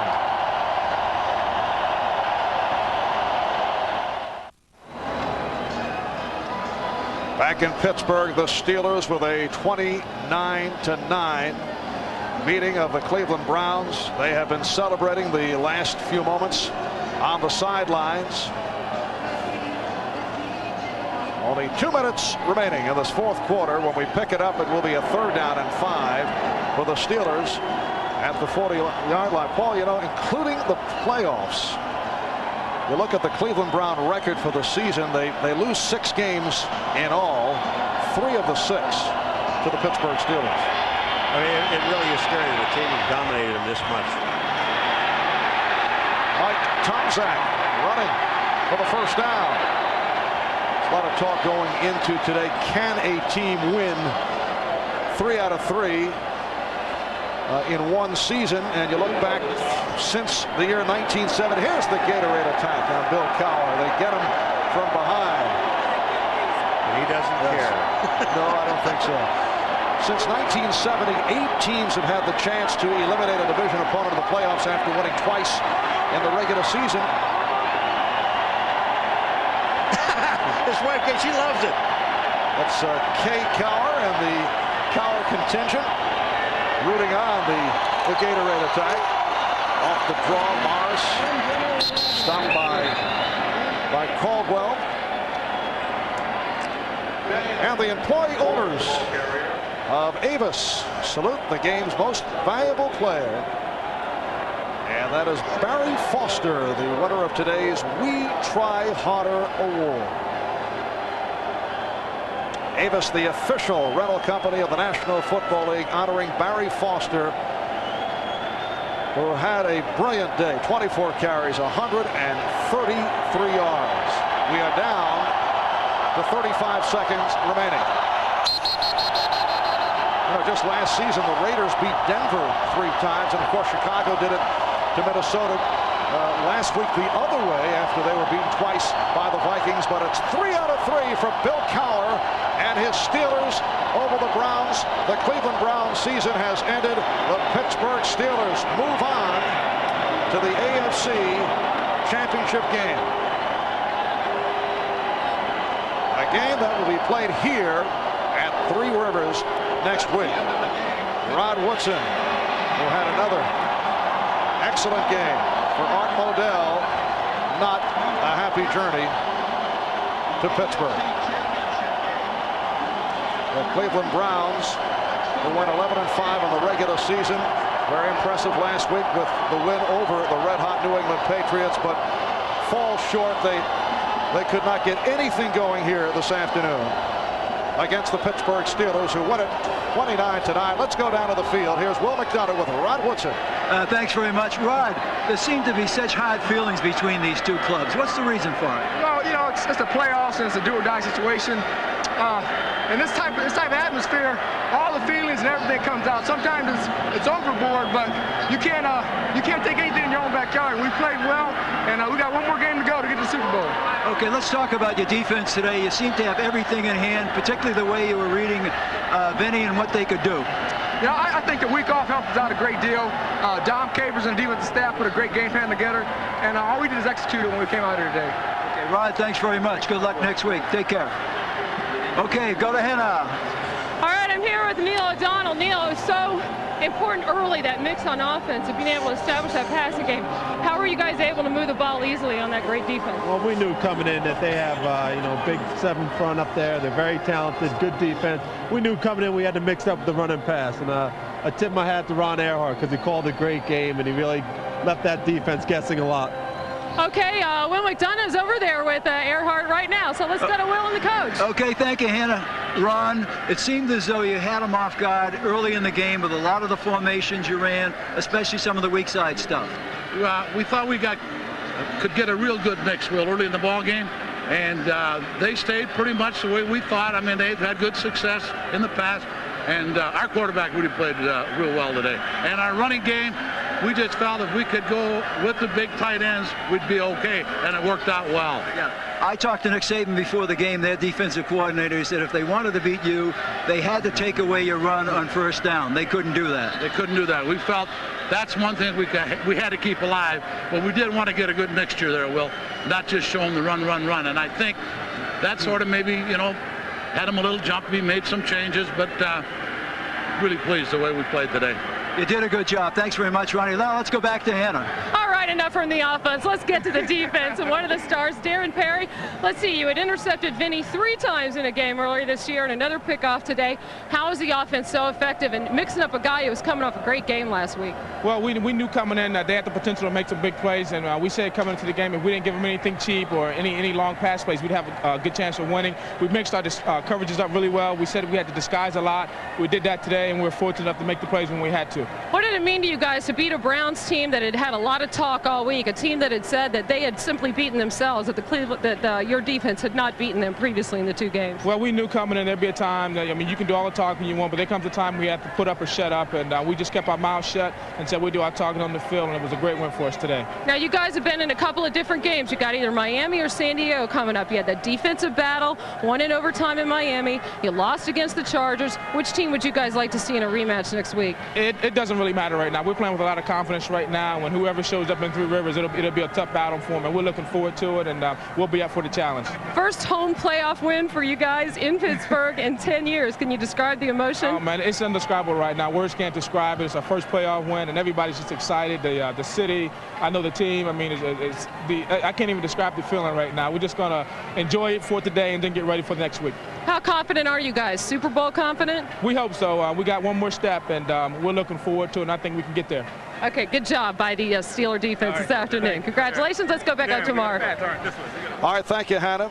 And the offensive coordinator of the Steelers, Ron Earhart, mentioning the play of Neil O'Donnell. He finished 16 of 23, 186 yards, 2 touchdowns. And the running game for the Pittsburgh Steelers, 51 rushes, 238 yards. That comes out to just under 5 yards per carry. They were ripping up the Cleveland Browns. Final score, Steelers 29 and the Browns 9. And the Steelers go on to the AFC Championship game next Sunday here at Three Rivers. They'll play the winner of tomorrow's contest between Miami and San Diego. The NFL Live post-game report is coming up. Our coverage continues. Stay with us. We'll be right back.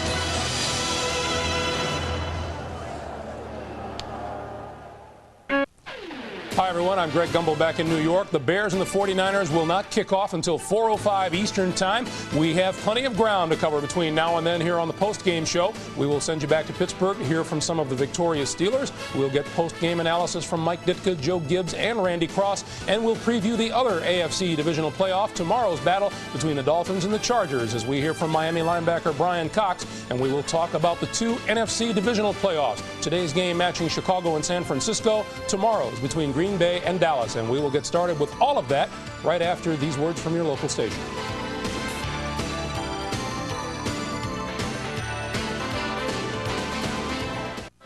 Next on Coach. Is he dead? Well, he's either dead or he's for sale. The team's groundskeeper has moved on to greener fields. If it's any comfort, he went peacefully. You know, like they're going to tell you if he screamed his head off. It's up to Coach to keep things above ground. Obviously, I'm his best friend in the whole wide world. Anybody know where he lived? But he's left a few surprises. Oh, boy, wait till you get a load of what's in here. Coach.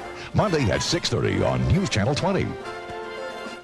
This is the Head & Shoulders NFL Live post-game report. Brought to you by Head & Shoulders and Head & Shoulders 2-in-1. Pittsburgh 29 and Cleveland 9. Welcome back to our studios here in New York. Greg Gumbel along with Mike Ditka, Joe Gibbs, and Randy Cross. First, this reminder, the AFC Championship site is now set. Pittsburgh will host either Miami or San Diego next Sunday. NFL Live at noon Eastern Time, the game at 12:30 Eastern. The Cleveland Browns have now lost 6 straight games in Pittsburgh. I want to go back to a question that Hannah Storm asked Mr. Perry at the end of the game. Is this team now Super Bowl confident that you can see? Well, right now, Cleveland's got a lot of problems, I think. And I think Randy hit it right on the button. I think it's thinking you can do something and not knowing you can do it. You know, we said there were a lot of question marks coming in about Testaverde. I think it showed today. But the thing that really showed to me is they got completely away from their game plan and when they got behind in the game. They started throwing the ball. They started doing all the things they couldn't afford to do because they had to have some ball control to win the football game, and they didn't have it. Yeah, the Browns seem to be shooting themselves in the foot, but do the Pittsburgh Steelers look to be a Super Bowl caliber team to you? Well, I definitely think they do. And for this reason, Greg, I think teams are starting to develop their personality as the year goes along. We talked about that. This team is very tough. They run the football and they play good defense. They did both those today. They're tough. They're also smart. They turned the ball over once today, but they normally have led the league in fewest turnovers. We talked about that before the game. And I think that's the kind of personality, that's the kind of team that can make it to a Super Bowl. I would say this, though, on Cleveland's half. This is a typical game. This is what I hate about the NFL. Right here, people will go ape. They'll go crazy. Because I had one of these games in the Super Bowl, last game of the year. People have a tendency, now they get down on Vinny, they get down on Belichick. I mean, that shouldn't happen. This team has made steady progress since Belichick's been there. Just hold your ground here. Don't panic. They didn't play well today. Wasn't their game. But I'm saying they have a good future here, and you don't want to make some irrational decisions based off one game. All right, the Pittsburgh Steelers break a 3-game losing streak in postseason play, and it's their first AFC title game since after the 1984 season. How'd they look to you today? I think they look great. To me, they physically match up with either Miami or San Diego fantastic. And more importantly, I think for the AFC, physically they match up really well with whoever comes out of the NFC, because I think their style of defense, whether it's linebackers, defensive lines, or the way they match up in defensive backfield, matches up especially against the so-called high-powered offenses on the other side. All right, Randy, the Pittsburgh Steelers will host the AFC Championship game next Sunday against the winner of tomorrow's Miami-San Diego game.